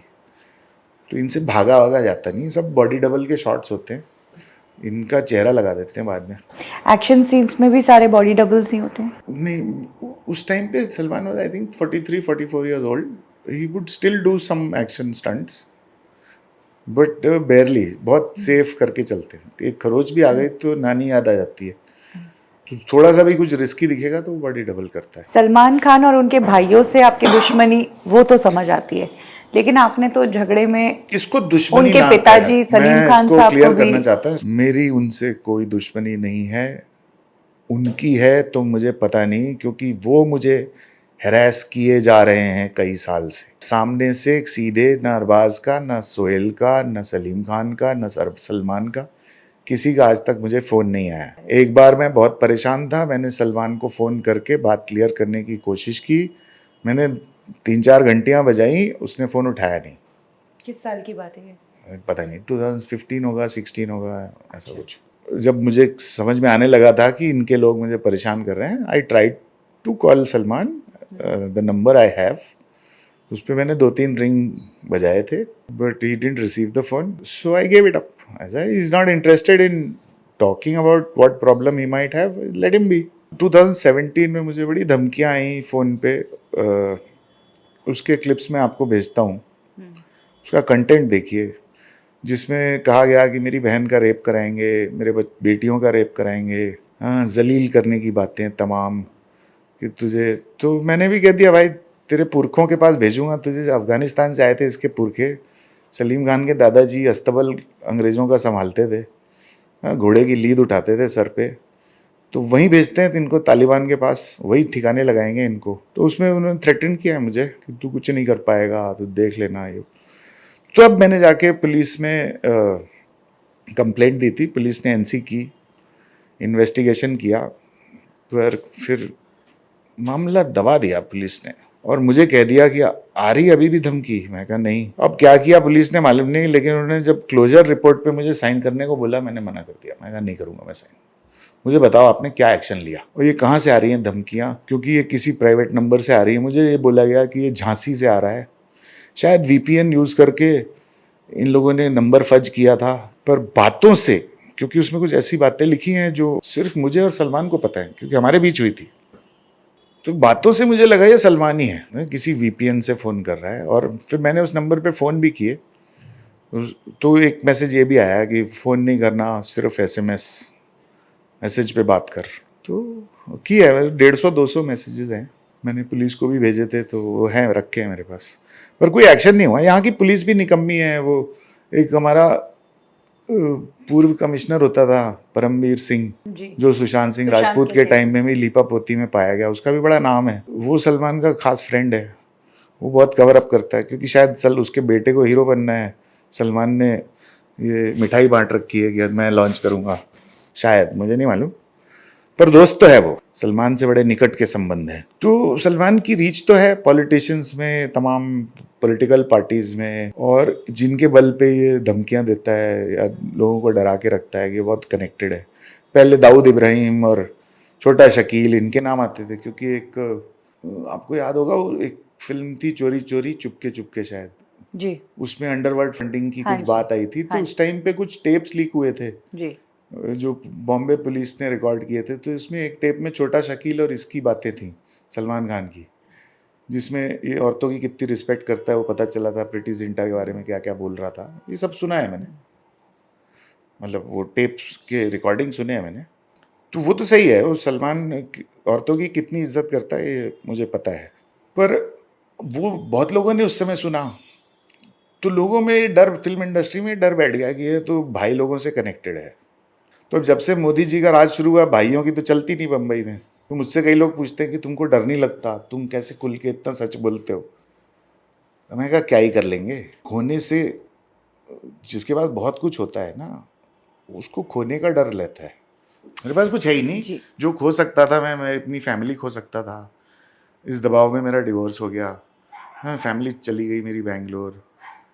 मेरे को अपने लिए क्या डरना है, खोने के लिए इसके पास है। इसका जो पूरा एम्पायर साम्राज्य है, ये तो मेरी मेहनत पे कब्जा करके ये लोग बैठे हैं ना, तो इनके पास सब कुछ खोने का डर है। इसको डर है कि ये जेल ना चला जाए, तो डरते ये हैं। मुझे क्या, मैं तो पब्लिक में लिख के दे चुका हूँ कि मेरा एक ही दुश्मन है, ये फैमिली। अगर मुझे कुछ होता है तो समझ जाना किसने, फिर वही होगा जो नेपाल में हो रहा है, देखा आपने, हाँ, मिनिस्टर्स को कैसे धो धो के मारा सड़क पे, हाँ, खून निकाल दिया पूर्व प्रधानमंत्री का, उनकी वाइफ को जिंदा जला दिया, फाइनेंस मिनिस्टर को फ्लाइंग किक्स पड़ रही हैं सड़क पे। तो मुझे जेंजी से बड़ी उम्मीद है कि बच्चों, हमारे देश में भी ना अलग अलग स्ट्रीम्स में थोड़ा take these corrupt people to task. इनको ज़रूरी है, लातों के भूत बातों से नहीं मानते। और ये बॉलीवुड में, हिंदी एंटरटेनमेंट इंडस्ट्री में ये सलमान खान फैमिली, ये सांप के जहर की थैली है। तो इनका भी कुछ ऐसा ही इलाज होना चाहिए, तभी ये सुधरेंगे। वो सुधर तो नहीं सकते, पर क्योंकि हमारी न्यायपालिका तो इसको जेल भेज नहीं पा रही, सिस्टम पूरा सड़ चुका है, न पॉलिटिशियंस कोई विल पावर दिखा पा रहे हैं। मुझे बड़ी होप थी देवेंद्र फडणवीस जी से, इन्होंने अपने फर्स्ट टर्म में बहुत अच्छा काम किया था, मुझे लगा अब ये वापस मुख्यमंत्री बने, ये कुछ होगा। सुशांत सिंह राजपूत के माँ बाप को, माँ तो नहीं रही, पिताजी को न्याय मिलेगा, उसकी फैमिली को मिलेगा। दिशा सालियान के फादर घूम रहे हैं सड़क पे न्याय मांगते मांगते, उनको कुछ न्याय मिले। पर टू से द लीस्ट मुझे फडणवीस ने भी बहुत डिसअपॉइंट किया है। Even the present government, they are not doing anything seriously. And if they want, willpower की बात है, योगी जी ने क्या बुलडोजर चलाया है। हाँ, जितने गलत काम करने वाले, जितने अपराधी हैं, उन्होंने तो मुख्यमंत्री बनने से पहले ही बोल दिया था कि अपराधियों के लिए दो ही जगह ठीक है, एक वो जेल और दूसरा जहाँ मुख्तार अंसारी और वो सब चले गए, अतीक अहमद। सलमान और आपका जो किस्सा है वो सोशल मीडिया पर भी बहुत डिस्कशन होता है और कई लोग अपनी अपनी थ्योरीज बनाते हैं। हाँ, वो देखो, थियरीज बनाते नहीं है लोग, वो उनके चमचे और ट्रोल्स जो है ना, पेड ट्रोल्स, इनके पास पैसे बहुत हैं खान फैमिली के पास, and which they use to hire agencies. तो इनके पेड ट्रोल्स मुझे गाली दे के, मेरी रेपुटेशन खराब करके, छवि खराब करके, ये सोचते हैं कि सलमान भाई बहुत वो हैं। भाई इस देश में सबसे ज्यादा गाली किसको पड़ती है इस देश में? नरेंद्र मोदी को, ठीक है। कभी आपने देखा नरेंद्र मोदी अपने आप को डिफेंड करने आए बाहर कि मैं ऐसा नहीं हूं, मुझे ऐसे मत बोलो, मुझे बुरा लग रहा है? जरूरत ही नहीं है। अगर आप मुझे कोई बोले कि तुम आदमी नहीं औरत हो, मुझे मालूम है मैं आदमी हूँ, क्या जवाब दूं उसको? नहीं, एक जो थ्योरी सलमान और आपके किस्से पे बहुत लोग डिस्कस करते हैं, तो उसमें ये थ्योरी ये भी आती है कि आपकी दबंग 2010 में बनी थी, 2014 में आपकी बेशरम आ गई थी और उसके बाद से आप चुप ही रहे, 2020 में आप अचानक बोले। इसके पीछे रीज़न ये है कि आपको सलमान की एक मैनेजर, जिससे सलमान ने उस टाइम पर फायर किया था, उसने और फिल्म इंडस्ट्री के एक बड़े प्रोड्यूसर ने आपको पैसे ऑफर किए हैं, आपको प्रोजेक्ट ऑफर किया है और इसीलिए अब आप बोल रहे हो कि नहीं, ऐसा कितनी कुछ नहीं। सच्चाई है इसमें? कोई सच्चाई नहीं है। नहीं। मुझे नहीं मालूम कौन, आप रेशमा शेट्टी की बात कर रही हैं शायद। जी, यही नाम लिखा था। रेशमा शेट्टी दबंग के टाइम पे मैनेजर नहीं थी सलमान की, तब उनका मैनेजर था विकास कपूर। ये ओमकार कपूर नहीं, एक एक्टर है, उसका बड़ा भाई। हाँ, और रेशमा शेट्टी बाद में आई। रेशमा शेट्टी एक टैलेंट मैनेजर है, मैं टैलेंट मैनेजर्स पे बहुत भरोसा नहीं करता।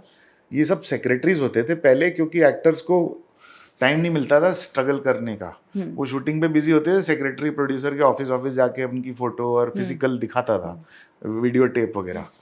ये सेक्रेटरी मैनेजर बन गया, यहीं से गड़बड़ शुरू हुई है। आज की डेट में किसी फिल्म मेकर को फिल्म बनानी है तो पहले मैनेजर को खुश करना पड़ता है। हाँ, उसको क्या मिलेगा तय करना, और मैनेजर्स तय करते हैं कि कौन सी फिल्म। और जब से बड़े प्रोडक्शन हाउस YRF और सबने अपना टैलेंट मैनेजमेंट एजेंसी खोल रखी है, तो ये सारी इंडस्ट्री में अगर ना एक्सपोज कर दो इस इंडस्ट्री को तो 90% लोग दलाल मिलेंगे यहाँ पे।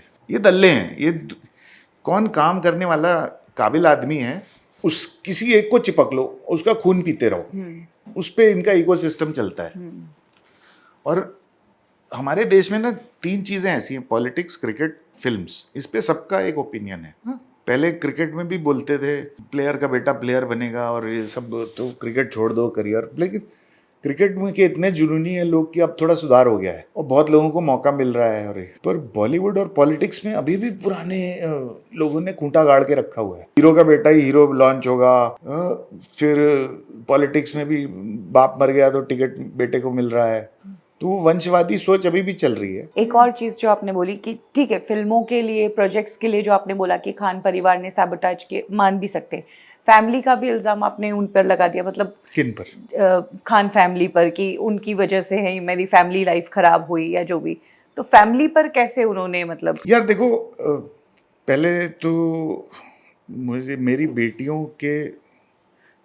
तब माइनर थी और मैंने दोनों के लिए फ़ोन ख़रीदा था, पर सिम कार्ड मेरे नाम पे थे क्योंकि वो माइनर थी। और तो इन्होंने कहीं से पता कराया होगा कि मेरे नाम पे और कोई फर्जी नंबर है क्या, तो मेरे नाम पे 3 नंबर थे, एक बेटी। मेरी बेटियों को कॉल्स आते थे और पूछते थे कौन बोल रही है, अभिनव कहाँ है, इस तरह की बातें। और साइमल्टेनियसली मेरे फ़ोन पे धमकियाँ आई। अच्छा। तो it's just a matter of connecting 2 and 2। इससे मेरी फैमिली की मेंटल हेल्थ बहुत डिस्टर्ब हो रही थी और फैमिली पे प्रेशर बहुत था। And we used to discuss this internally. और तो मेरी X5 उस समय परेशान थी और वो मुझे बोलती थी, यार क्या है, तुम जिद्दी क्यों हो, कॉम्प्रोमाइज़ कर लो। मैंने कहा कॉम्प्रोमाइज़ क्या करना है, किससे कॉम्प्रोमाइज़ करना है, मैं विक्टिम हूँ इनका, मैं क्यों करूँगा कॉम्प्रोमाइज़। तो बहुत सारी चीज़ों में मेरी वाइफ के मतभेद इसलिए शुरू हो गए क्योंकि सबको चाहिए था कि मैं झुक जाऊं, पर मैं भी पुष्पा हूँ, झुकेगा नहीं साला। हाँ, एक तो उस एक्ट्रेस चक्कर के में साथ भी आपका नाम जोड़ा गया था उस दौरान, पल्लवी शारदा के साथ। हाँ, वो जोड़ने दो, वो तो बेशरम के टाइम पे था जी। वो इंडस्ट्री को हजम नहीं हुआ पल्लवी को कैसे कास्ट कर लिया। और बहुत बड़ी बड़ी एक्ट्रेसेस उस कहते टाइम कि पे। कटरीना, क्योंकि उस वक्त रणवीर के साथ थी कटरीना, तो Katrina was the choice. So no, Katrina was not the choice. Ranveer had asked me that she Okay. wants to do the film. Consider her. I said she's not right for the part. I need a Delhi की पंजाबन। Okay. Katrina अपने accent पे काम करे। हाँ, वो उसका accent मैं छुपा नहीं पाऊंगा। एंड आप देखिए बेशरम के पहले की कटरीना की जितनी फिल्में हैं सब में उसका रोल ट्वीक किया जाता था जस्टिफाई करने के लिए, या तो ये NRI है जो इंडिया आई है, या बाहर से राजनीति में था कि इंडिया की लड़की बाहर पढ़ के आई है, तो उसका एक्सेंट जस्टिफाई हो जाए, या फिर फिल्म अब्रॉड शूट हो रही है। तो मैं उसकी इमेज जो है वो सूट नहीं करती मुझे। I have no problem, she is a very great person and very nice person, very good actress. ये हुआ था। तो रणबीर सेड, फिर मुझे एक बार वायाकॉम के CEO ने भी बोला कि यार Katrina wants to do your film, तो मैं उनको भी वही जवाब दिया। They are also convinced. Katrina once came and met me also. हाँ, वो मैं यशराज में गाने की रिकॉर्डिंग कर रहा था, उन लोग की 8 था टाइगर की डबिंग चल रही थी बगल में। So Katrina found out that I was around, so she came and met me and she said, "What, do you have a problem with me?" I said, "I have no problems. The day I write a script which is either based abroad or if it has a NRI character, I will come to you only. Because that's your image and I think you would beautifully play the part." And I think she understood. And we've been good friends after that. I've lost touch with her recently, but we met at a few parties and gatherings, trials. She's very fond of me. And I have no problems with Katrina. But there were so many others. I auditioned Pariniti Chopra. I auditioned Tapsi Pannu. I auditioned एक लड़की होती थी निधि सुबैया, तमन्ना Bhatia. All these girls were newcomers trying to break in at the time. Okay, and we had decided we will find a girl who fits the role through auditions. और उसी में पल्लवी शारदा ने भी audition दिया था, और बहुत तो स्वरा भास्कर ने दिया था। और जब सबको अच्छी लगी, वायाकॉम का मैनेजमेंट था तभी, रणबीर ने भी देखा उसका ऑडिशन। फिर पल्लवी को हमने, तब ये जवानी है दीवानी की शूटिंग चल रही थी उदयपुर में, जी। और मैं रणबीर के से मिलने गया था। तो जब रणबीर वॉज ऑल्सो कन्विंस्ड कि ये लड़की बहुत अच्छी है, तो ऐसा इससे एक बार मिल लें, तो कहता हाँ बुला लो, एक बार मिलते हैं आपके साथ। तो वी कॉल्ड आज पल्लवी टू, मैंने अपने ऑफिस को फ़ोन किया कि पल्लवी का टिकट करा दो। She flew down to Udaipur एक दिन के लिए। She met both me and Ranbir, and then when I came back to Bombay subsequently few days later, I discussed it with Rishi Kapoor, everyone, and we offered a role to her. So she was purely there on merit. पर industry में बहुत लोगों को हजम नहीं हुआ, क्योंकि उस पल्लवी ने शायद माय नेम इज़ खान में एक छोटा सा रोल किया था, शाहरुख खान की भाभी का या कुछ। तो वो हजम नहीं हुआ कि यार ये क्या सपोर्टिंग कास्ट को इतनी बड़ी फिल्म में हीरोइन कैसे बना दिया। क्योंकि Besharam was a very big film at the time, proposal wise. Kapoor family was coming yes, together अगर for the film first time. Hit होती तो रणबीर के लिए सबसे स्पेशल फिल्म होती है। हाँ, तो कोशिश वो थी, तो उसमें हीरोइन का स्लॉट बड़ा, और कटरीना ही नहीं, बहुत सारे लोग और भी एस्टैब्लिश्ड एक्ट्रेसेस ने रीच आउट किया मुझे। My response was the same. मुझे हाँ, सबसे पहले तो मैं सोनाक्षी को कास्ट करना चाहता था, तो रणवीर ने बोला सोनाक्षी नहीं, आई am not comfortable with her. अब उसका क्या कारण है, अब रणवीर जवाब देगा। वो हाँ, एज में ज्यादा लगती है, इस तरह का उन्होंने। मुझे नहीं मालूम, वो आप रणवीर से पूछिए। तो रणवीर ने ये बोला था मुझे, तो मैंने भी रणवीर को कह दिया कि आई am not comfortable with Katrina. अगर आप पर्सनल डिसलाइक पे किसी को रिजेक्ट करोगे, तो फिर Katrina does not fit my role, and I have no personal dislike. क्योंकि मुझे मालूम था कि यार वो कभी ना कभी आएगा उसका नाम। तो एनी हाउ, तो ऐसा नहीं है। पर फिल्म जब रिलीज हो रही होती है ना, तमाम तरह के गॉसिप आते हैं, Yes. कौन किसका, और बहुत सारा आड़ा तिरछा चपता रहता था। और घूम फिर के जब फिल्म रिलीज हो रही होती है ना, तो it's all works for the film also. But Pallavi से मेरे बड़े अच्छे रिश्ते थे। उसके पेरेंट्स से मैंने आशीर्वाद लिया था, सिंगापुर जाके मिला था। She is Australia based. तो आई वांटेड टू, उसके हर पेरेंट्स वर अप्रीहेंसिव कि यार फिल्म्स में उसका क्या है क्या नहीं। तो मैंने कहा I like to meet your parents and convince them that this is the right cause. तो उस साल 2012 में आईफा सिंगापुर में था, तो मैं आईफा में जा रहा था। तो आई आस्क्ड हर कि can your parents come down to Singapore.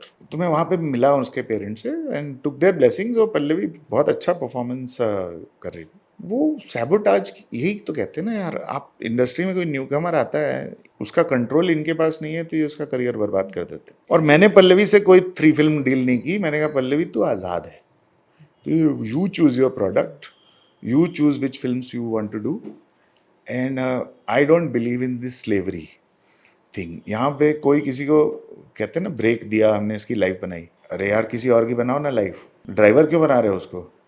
हाँ, किसी को सड़क से उठा लो और बना दो लाइफ।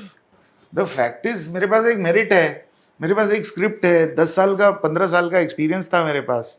टीवी में मैं एक नामी डायरेक्टर था, मेरी बड़ी इज्जत थी। पर नहीं, ये लोग खूंटा गाड़ के मुझसे मेरी कमाई पे जीना चाहते हैं जिंदगी भर। इतना कुछ हुआ आपके साथ, क्या कभी सोचा कि सलमान के साथ पैचअप कर लें, या क्या उनकी तरफ से कोई ऑफर आया कि नहीं, मैंने आपको बताया, उनसे कभी कोई ऑफर नहीं आया। और मुझे पैचअप क्या करना, मुझे झगड़ा थोड़ी करना था। किस मैं sort तो out यार करेगी? इस तरह के जिल्लत के माहौल में मैं काम नहीं करना चाहता, मैं हट गया।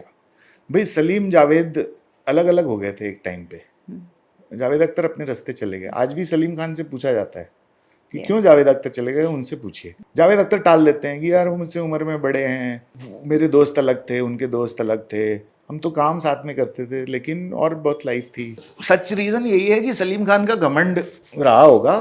मैं तो आंकलन नहीं लगा सकता हूँ, कंफर्मेशन तो जावेद साहब देंगे कि उस समय जब ये लोग अलग हुए थे, तब भी बहुत इंडस्ट्री में हलचल थी कि काम तो सारा जावेद अख्तर करते हैं, सलीम खान का तो सिर्फ ऊपर ऊपर नाम है।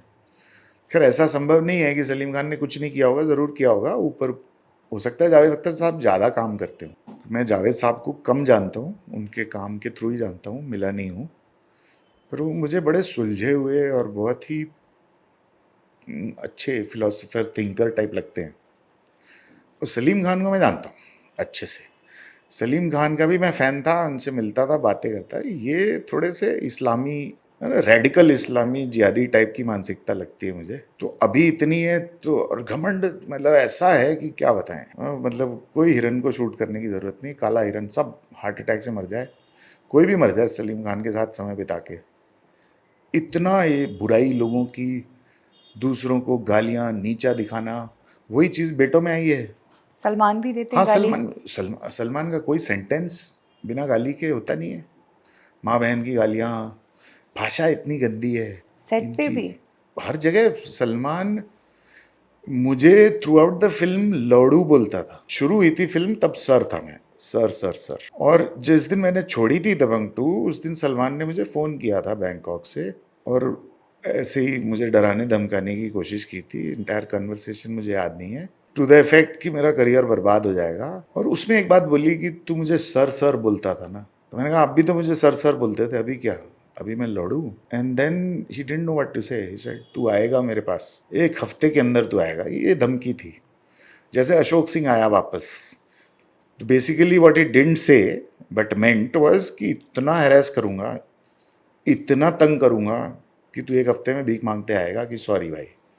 ये कई बार कर चुका था शूटिंग के दौरान मेरे साथ। मैं बदतमीजी ये करता था, रात को गालियां ये दे, और मैं अगले दिन दुखी होकर कमरे में बंद हूँ, सेट पे नहीं आ रहा, तो अरबाज से फ़ोन कराया कि मैं सेट पे क्यों नहीं आया। तो रात को शराब पी के नशे में कुछ भी करना, सुबह सॉरी बोलना। फिर आप हिस्ट्री देखो ना, जब ये ऐश्वर्या राय से अलग हुए थे, ऐश्वर्या ने क्या कहा था? यही कि नशा करके हैरेस करना, कुछ भी करना, अब्यूज। सोमी अली ने क्या कहा? यही। तो इसका इतिहास ये रहा है। लेकिन इतने साल इंडस्ट्री में फिर टिके कैसे, इस तरह से काम करके या इस तरह के बिहेवियर से? मैनिपुलेशन से भाई। मुसलमान आक्रांता जो इस देश में आए, वो तो थोड़े से आए थे, 50,000 1 लाख। तो इतने साल तक राज कैसे किया इस देश में? अंग्रेज तो थोड़े आए थे। I think at the height of imperial India 1.5 से 2 लाख अंग्रेज थे गोरे इंडिया में। तो इतनी बड़ी कंट्री पे तब भी इंडिया की पॉपुलेशन 30 करोड़ के ऊपर थी। कैसे राज किया? Through manipulation, divide and rule. यही करते आ रहे हैं ये लोग, आज भी वही हो रहा है। इसलिए मैं कहता हूँ इस परिवार की पूरी जांच होनी चाहिए ढंग से। लोगों को इनसे क्वेश्चन पूछना चाहिए। इनकी मानसिकता, इनकी सोच जिहादी है। लेकिन बीइंग ह्यूमन के जरिए कितने लोगों का भला करते हैं, कितने किसका? लोग दुआ देते हैं। भाई देखे ना, आना चाहिए लोगों को, सामने आना चाहिए कि क्या किसको क्या मिला, और फिर इनके अकाउंट चेक कर लो। 100% मैं कह रहा हूँ, जो इन्होंने क्लेम किया है टैक्स रिबेट्स वगैरह के लिए कि हमने इतनी चैरिटी करी, उसका 100वां हिस्सा भी नहीं होगा। भाई आपको अठन्नी कहते हैं ना, आज कहीं पे पढ़ा था मैंने कि जब हम भगवान से मांगते हैं तो पूरी दुनिया मांग लेते हैं, और जब देने की बारी आती है तो सिक्के ढूंढते हैं जेब से। तो इनका ये हाल है। 200-400 रुपए ऐसे दे दिए, but they make sure it's seen. Salman Khan की कोई भी चैरिटी अनसीन नहीं होती, सब में कैमरा होता है, उसके बारे में राइटअप आता है कि, और अच्छा राइटअप, मजे की बात, राइटअप क्या आता है कि सलमान सीक्रेटली लोगों की कितनी हेल्प करते हैं। अबे तो तुझे कैसे पता जर्नलिस्ट को, अगर सीक्रेटली करते तो ये सब दिखाया जाता है। अभी वो पंजाब में फ्लड आए हुए हैं, सब छप रहा है कि शाहरुख खान के मीर फाउंडेशन ने ये दिया वो दिया। इनके बारे में भी छपा कि सलमान खान ने 4 बोट्स भेजी, बस इतनी औकात। हाँ, बहुत हल्ला मचाया था कि पूरे वर्कर्स यूनियन को सलमान खान कोविड में पैसा देंगे। जो जिसको चैरिटी करनी होती है, रतन टाटा ने कुछ जो देना था दे दिया, 500 करोड़ पीएम केयर्स में। प्रधानमंत्री डिसाइड करेगा कौन ज़रूरतमंद है। ये इतना हल्ला मचा मचा के पूरे एसोसिएशन को हम खाना देंगे, ये देंगे, क्या दिया? फिर धीरे धीरे वो पता चला कि 1.25 लाख मेंबर्स हैं। तो कहते नहीं एक्टिव मेंबर्स वो नंबर घट के 20-22 हज़ार आ गया। अब 20-22 हज़ार में से भी कितनों को पहुंचा, क्या पहुंचा, किसी कोई हिसाब किताब नहीं है। तो ये मीडिया के कहने से, मुझे मालूम है जो आदमी अपने डायरेक्टर का ध्यान नहीं रख सकता था, मुझे छोटी छोटी चीज़ों में प्रताड़ना, जानबूझ के होटल में गंदा रूम देना। एक बार मेरी फैमिली आ रही थी, जानबूझ के इतनी गंदी गाड़ी भेजी खटारा कि वो 6 बार ब्रेकडाउन हुई यहाँ से पंचगनी के रास्ते में। 9 घंटे लगे, मेरी वाइफ रोने लगी थी। और फिर अगले दिन मैंने कुछ शिकायत नहीं की उसकी, मैंने कहा कोई बात नहीं सह ले। अरबाज खुद आके बोल रहा है सॉरी सर, मुझे पता चला आप बहुत गलत हुआ आपकी वाइफ के साथ। ये करते थे जानबूझ के। इनको बेइज्जत करना अच्छा लगता है, लोगों को नीचा दिखाना, दूसरे की बुराई करना, ये अच्छा लगता है। अनुराग कश्यप के भाई है, निशान जी अनुराग कश्यप की है, सलमान उसका क्योंकि- ट्रेलर देख रहे, वीडियो जा रही है। क्योंकि ये जो छपा है ना दबंग के 15 साल पे कि मैंने बोला गुंडा है, ये साबित करने में कि ये बड़ा इंकरेजिंग आदमी है। ये सब ड्रामा है, वहां पे भी कैमरा है। ये सब न्यूज बाहर कैसे आ जाती है? But सलमान अनुराग- खान की प्राइवेट लाइफ क्या है? सब कुछ अनुराग कश्यप ने भी पहले एक टाइम में बोला था सलमान को कि अगर सलमान खान में इतना दम है तो अपने भाई अरबाज को बड़ा डायरेक्टर बना दे, अगर उसने मेरे वो भाई को बनाया तो। इमीडिएटली जब, लेकिन उन्होंने डिलीट कर दिया और फिर हाँ खत्म कर उसके दिया। पीछे स्टोरी है। देखो तब गैंग्स ऑफ वासेपुर की शूटिंग हो रही थी। अनुराग वाज शूटिंग इन झरिया बिहार, और कोल माइंस में, अंडरग्राउंड कोल माइंस में थे वो लोग। मुझे ख्याल से फेब 2011 की बात है। तो उसने जिस दिन अरबाज खान ने खुद को डायरेक्टर अनाउंस किया ना, उसको पता नहीं था कि मैंने दबंग 2 छोड़ दी। और दबंग 2 मेरे अरबाज खान से जो भी होना था, मैं SMS भेज के वो बहस वहस हो गई, मैंने फिल्म छोड़ दी। उसके 10 दिन बाद अरबाज खान ने अपने भाई को मनाया होगा कि मैं बन जाऊंगा डायरेक्टर। हाँ, उनको लगता है डायरेक्टर बस एक्शन कट बोलने से हो जाता है।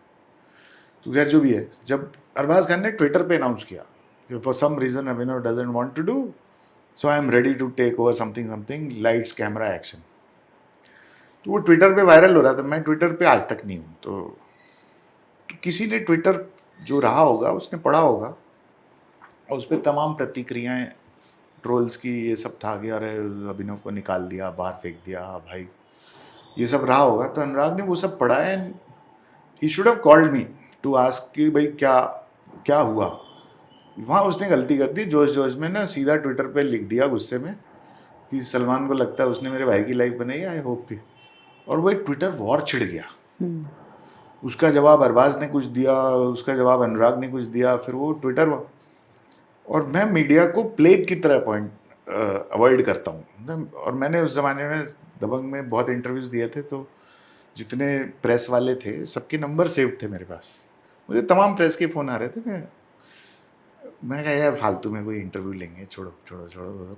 मुझे एक फेमिलियर जर्नलिस्ट थी, मैं नाम ये याद नहीं आ रहा, उसने मैसेज भेजा, SMS किया, क्योंकि तब भी स्मार्टफोन नहीं था, वो टाइप करने में मैसेज बड़ा मेहनत लगती थी। तो लंबा मैसेज भेजा कि आई यू अवेयर कि ट्विटर पे अरबाज और अनुराग के बीच में वॉर हो रहा है। I was not aware. तो मैं बोला, उसको तुरंत वापस फ़ोन किया, मैंने कहा क्या हो रहा है, पढ़ के बताओ। तो उसने सब पढ़ के बताया। तो मैंने कहा अरे यार, मैं शांति से छोड़ के आ गया था, अनुराग ने सब खेल खराब कर दिया। So then I tried calling Anurag, पर वो माइंड में था तो उसका फ़ोन नहीं लग रहा था। तो आई टोल्ड माई फादर कि आप अनुराग को फ़ोन करो और बोलो वो डिलीट करे, ये मेरे मैटर में बिना जाने समझे कुछ भी बोलना ठीक नहीं है। अच्छा। And I called up Arbaaz and I apologise. मैंने कहा ऐसा ऐसा हुआ है, ये बताया उनको कि Anurag has reacted, overreacted, और वो I am trying to get in touch with him and I will make sure it is removed. तब तक I think just my father would have reached Anurag, and Arbaz looked at Twitter and he said, I can see he's removed the thing. Or so that's the only time I think Anurag has apologized for his opinion because he didn't know. और फिर उसका उस समय clarification, बहुत controversy हुई थी खामखा। तो पर लोगों को इंप्रेशन ये दिया गया था कि मुझे दबंग 2 से निकाल फेंका गया, कि अरबाज ने मेरी लाइफ बनाई और मैंने बदतमीजी करी और इन्होंने मुझे निकाल फेंका। काफी और सेक्शन मानते भी थे, क्योंकि सलमान अभी खान भी बड़े मानते, स्टार है, वो नए डायरेक्टर के वो साथ इनके काम कर चेले रहे हैं। चमचे, ये सलमान खान के जो जाहिल फैंस हैं ना, वही मानते हैं। फिल्म बनती कैसे, उनको तो लगता है हीरो बनाता है फिल्म।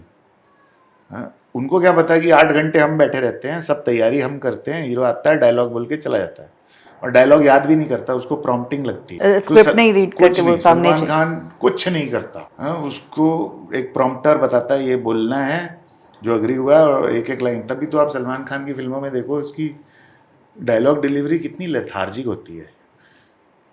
हम वहाँ जा रहे हैं, इतने पॉजेज होते हैं। क्यों? क्योंकि रियल टाइम में बाद में प्रॉम्प्टर की आवाज़ डिलीट हो जाती है, तो रियल टाइम में ऐसे चलता है, हम वहाँ जा रे। तो ये है, तो ये सब दिखावा है। एक्टर ये सारी जिंदगी भर एक्टिंग करते रहते हैं, ये लोग कैमरे के आगे इनको कुछ नहीं आता, और दूसरों का हक चोरी करना आता है, गुंडागर्दी करना आता है, कोई बदतमीजी करना आता है, इसको बोलते हैं हूल देना। तो किसी को डराना है, धमकाना है तो कहते हैं हूल दे जरा। और इसलिए सलमान खान जैसे लोग कभी अकेले नहीं मिलते, इनको चाहिए 40-50 का झुंड, ताकि लोग खामखा क्या ये डरे। सच है कि सलमान एक मीटिंग के लिए भी चार्ज करते हैं, कहते हैं कि इतने होंगे तो ही सलमान से मीटिंग हो पाएगी? मेरे साथ नहीं हुआ ऐसा, नहीं। होता होगा, मुझे नहीं मालूम। सलमान से आपकी ये जो तकरार है ये कहाँ तक चलती रहेगी और क्या खत्म होगी, तो कैसे खत्म होगी बताइए। पता नहीं, अगर आप पूछ रही हैं मुझसे कि मैं क्या चाहता हूँ इनसे, तो ये लोग भी बहुत दिनों से पता करने की कोशिश कर रहे हैं कि मैं क्या चाहता हूँ, कितने पैसे लूँगा मुंह बंद करने के। पैसे नहीं, इन्होंने पब्लिक में बहुत बेइज्जती करी है मेरी 15 साल, और मेरे बारे में तमाम अफवाहें फैलाई हैं, बदनाम करने के लिए मेरा कैरेक्टर स्मीयर किया है। मैं वही चाहता हूँ जो बिश्नोई समाज चाहता है, लॉरेंस बिश्नोई चाहता है कि सलमान खान घुटनों पे आए, माफ़ी मांगे, अपना जुर्म कबूले, and then I will think about it कि इसको माफ़ करना है कि नहीं। वही लॉरेंस बिश्नोई ने कहा कि भाई बिश्नोई समाज के हमारे मंदिर में जा, हाँ माफ़ी मांग, अगर मेरा समाज तुझे माफ़ कर देता है मैं माफ़ कर दूंगा। लेकिन उसमें तो सलीम खान साहब ने कहा कि माफी मांगना मतलब एक्सेप्ट करना कि गलती तो की है। पुलिस केस है ना, सलीम खान का ब्रेन तो ये चलता है कि मैं अपने बेटे को कैसे बचाऊं, क्योंकि कोर्ट में तो इन्होंने बोला हुआ है कि हमने नहीं मारा हिरन, और अगर माफी मांगेंगे यानी कि तो मारा वो है, प्रूव हो जाएगा। काला हिरन वो प्रूव हो जाएगा, तो फिर कोर्ट केस वापस खुल जाएगा, जो खुला ही हुआ है, अभी बंद थोड़ी हुआ है। वापस तो हर सूरत में इनको जेल जाना पड़ेगा। तो सलीम खान का वाजिब डर है भाई, अब बाप तो अपने बेटे को बचाएगा ना, कोशिश तो करेगा। पर मेरा कोई पुलिस केस थोड़ी है, मैं थोड़ी गया पुलिस में, और मैं तो पुलिस में गया था, आपने तो पुलिस को भी शायद खरीद लिया। हाँ, उन्होंने तो केस ही रजिस्टर नहीं किया, उसी की तहकीकात कर लो, तो ये एक और क्राइम हो जाएगा इनका। तो सलमान खान क्रिमिनल है, और मुझे इसमें बोलने में कोई गुरेज नहीं है। मेरे अगेंस्ट इन लोगों ने बहुत गलत किया है, बाकी बहुत लोगों के अगेंस्ट किया है, मुझे पता है। उन लोगों पे छोड़ता हूँ कि आपको बोलना चाहिए कि नहीं बोलना चाहिए। और मैं क्या चाहता हूँ, तो मैं पैसे से तो बिकूंगा नहीं सल्लू। आप जानना चाहते हो कि मैं क्या चाहता हूँ? मैं चाहता हूँ सलमान खान घुटनों पे आए, अपने क्राइम एडमिट करे, जो गलतियाँ उन लोगों ने मेरे खिलाफ की, मेरा हक रिस्टोर करे। दबंग मेरा ब्रांड है, हाँ, जिस पे इन्होंने कब्जा किया है और बहुत पैसे कमाए हैं, बहुत नाम कमाया है, ये सब झूठ है। सच बताएं और माफ़ी मांगे पब्लिक के सामने। मुझे मालूम है ये करेंगे नहीं, क्योंकि ये डरपोक लोग हैं, तो इनके साथ वही होगा जो इनके लिखा हुआ है। हाँ, हो सकता है जो नेपाल में हुआ वो हो, हाँ, पब्लिक इनको जूते मारे, तो इनको एक्सपोज करा दो। और पब्लिक से मेरा है कि भाई सलमान खान जहाँ दिखे उसको आईना दिखाओ, उसी की तरह एक्टिंग करो, वो ऐसे ऐसे देखो, हाँ, मुंह पे सीधा बात मत करो, तो इसको शर्म आएगी, इसकी नींद हराम कर दो। ये रात भर सोचता होगा मेरे बारे में बैठ के कि मैंने क्या बिगाड़ा है, मुझे कैसे खरीद सकता है ये, और बहुत संकेत आए, उसकी नींद हराम कर दो, ये पागल हो जाएगा ये आदमी। हाँ, हो ही चुका है, जैसे राहुल गांधी को पप्पू बना दिया है बीजेपी ने, इसको मैं पप्पू बनाऊँ। अभी ऐसा भी हुआ है कि जो लोग सलमान के अगेंस्ट थोड़ा बहुत भी बोलते हैं तो वो बिग बॉस में भी जाते हैं, उन्हें ऑफर करते हैं बिग बॉस। अगर आपको इन फ्यूचर बिग बॉस का ऑफर आता है तो क्या आप जाएंगे? मुझे पास में आ चुका है। अच्छा। हाँ, ये ऑफर्स डायरेक्टली नहीं आते कभी भी, प्रोड्यूसर से इनडायरेक्टली ये लोग टो लेने के लिए। मेरे दिमाग में कि मैं सोच क्या रहा हूँ, अच्छा। तो चूंकि मैं विक्टिम हूँ तो ये लोग, इन लोग का सोचना क्या है कि उसको क्या ही चाहिए होगा, आ जाए बिग बॉस में, थोड़े पैसे बन जाएंगे। इनको लगता है यही है, ये हैं, घमंडी है ना, बाकी सब तो भिखारी हैं और सबको पैसे चाहिए होते हैं। तो नहीं भाई, तेरे पैसे के लिए मोहताज नहीं है, न तब कभी मांगे थे तेरे से पैसे, न आज मांग रहे हैं, और मेरे केस में तो मैं लूँगा भी नहीं तेरे पाप की कमाई। हाँ, मेरे हक की कमाई तो दे ना सका, तो पाप की कमाई क्या लूँ? मतलब पैसे से मेरा मुंह नहीं खरीद पाएंगे ये लोग। इन्होंने काफ़ी दर्द दिया है, वो मेरे जवानी के पीक के जो 15 साल खूबसूरत होने चाहिए थे, जब मुझे बहुत सारी फिल्में बनाने का मौका मिलना चाहिए था, वो 15 साल मेरे लौट के नहीं आएंगे। और मैंने फिल्में कभी पैसे के लिए नहीं बनाई, ना काम किया पैसे के लिए। हाँ, मैं अपने काम के पैसे लेता हूँ, पर मकसद पैसा कमाना नहीं है। इनका मकसद सिर्फ पैसा कमाना है। तो जब वो कॉन्ट्रैक्ट साइन हो जाता है, इनको फिल्म मिल जाती है, बदतमीजी शुरू कर देते हैं, शूटिंग पे ना आना, बर्बादी करना। पर जनता को, पब्लिक को इनका सच जानने का अधिकार है। और वो तभी मानेगी जब वो मेरे मुंह से सुनेगी। और बहुत है तो एक अर्नब गोस्वामी ने इसके खिलाफ खोला था मोर्चा एक्सपोज करने की बात, तो इसने बिग बॉस पे खुले में बोला था हम चैनल बंद करा देते हैं। उसके बाद अर्नब गोस्वामी को पुलिस अरेस्ट करके ले गई, हाँ, फंसा के फेक केस में। तो ये हालत है इसकी। हाँ, ये अपने नेता मंत्री मिनिस्टर्स, आदित्य ठाकरे इनके बड़े अच्छे दोस्त हैं। जब उद्धव ठाकरे की गवर्नमेंट बनी थी तो उसके सेलिब्रेशन पार्टी इनके फार्म हाउस में हुई थी। फिर ये सब मेम्स हम देखते रहते हैं, पढ़ते रहते हैं। ये अधूरा सच है कि लड़कियों को करियर बनाना है तो पहले फार्म हाउस जाना पड़ता है। हाँ, ये सब कहानियाँ तो हम सुने, आपने भी सुनी होंगी जी। ऑफ कोर्स इनसे पूछा जाता तो ये डिनाई कर देते हैं, पर जनता सब जानती है। And I feel it's just a matter of time. ये जेनजी ऐसा जनरेशन है, ये किसी के बाप की नहीं सुनते। They are the ones who are suffering. तो मैंने कई सारे मास्टर क्लासेस किए हैं जिसमें मैंने खुल के बोला है जेनजीज को, आओ बम्बई मार के भगाओ इनको, दे डिजर्व इट। और ये तीनों खान, ये इनको त्रिमूर्ति बोलते हैं, सलमान, शाहरुख, इन बुड्ढों का राज खत्म नहीं होगा तो नया जनरेशन आ नहीं पाएगा।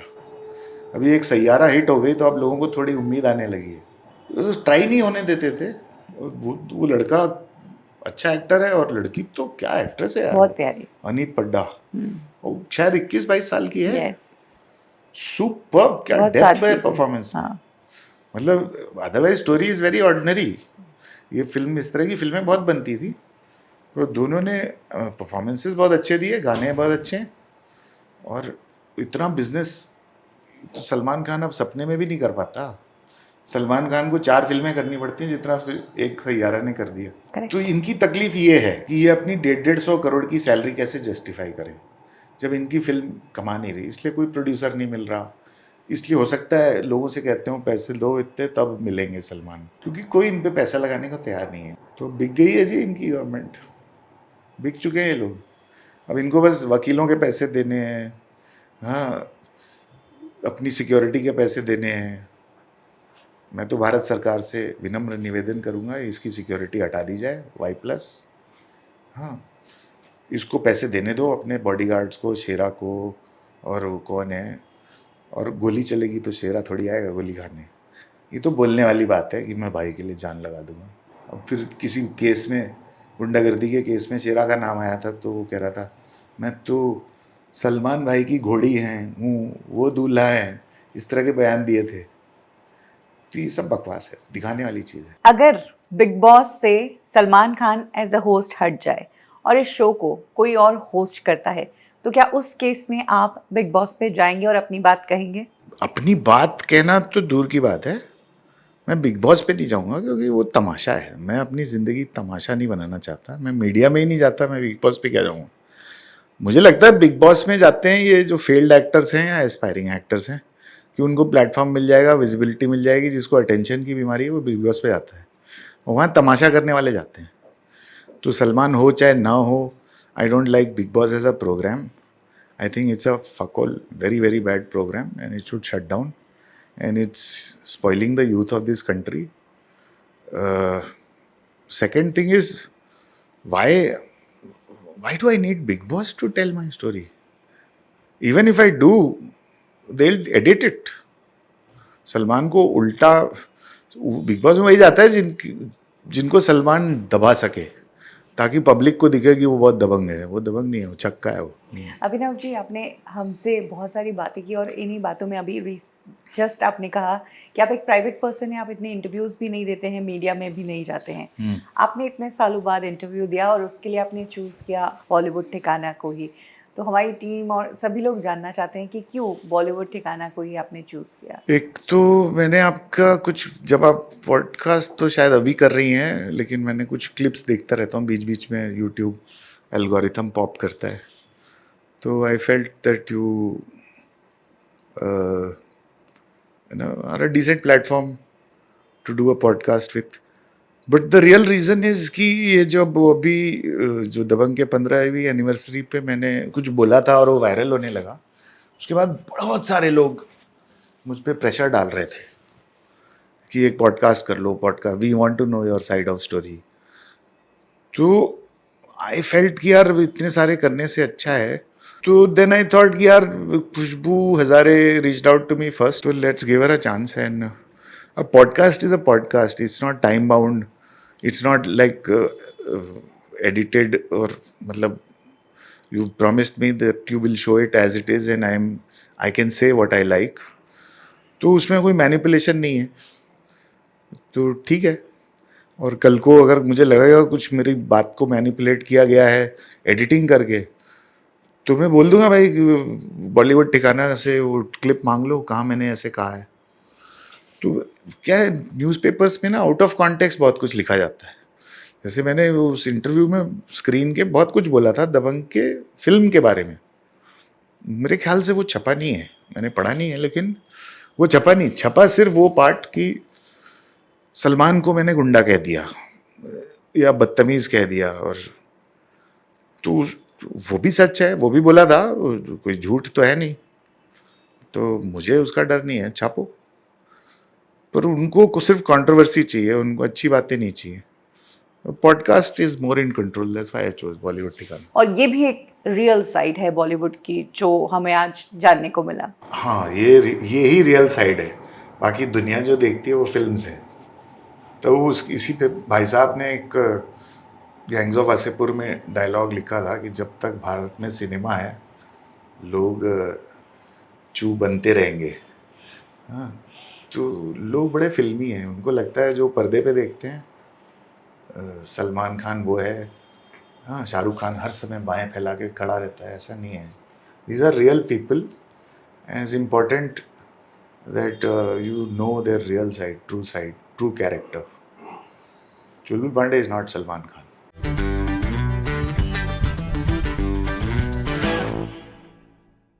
तो ये थे हमारे साथ फिल्ममेकर अभिनव कश्यप जी, जो बेहद टैलेंटेड है. दबंग फिल्म इन्होंने बनाई है और इन्होंने अपनी कहानी आज बॉलीवुड ठिकाना प्लेटफॉर्म के जरिए आप तक पहुंचाई है. आप इस कहानी पर अपना रिएक्शन दे सकते हैं. इसके साथ ही एक मैसेज हम ये भी देना चाहेंगे कि खान परिवार से अगर कोई इनके इस इंटरव्यू पर जवाब देना चाहता है तो बॉलीवुड ठिकाना की टीम उन्हें मोस्ट वेलकम करती है. तो आज के इस पॉडकास्ट को यहीं खत्म करते हैं. जुड़े रहिए बॉलीवुड ठिकाना से.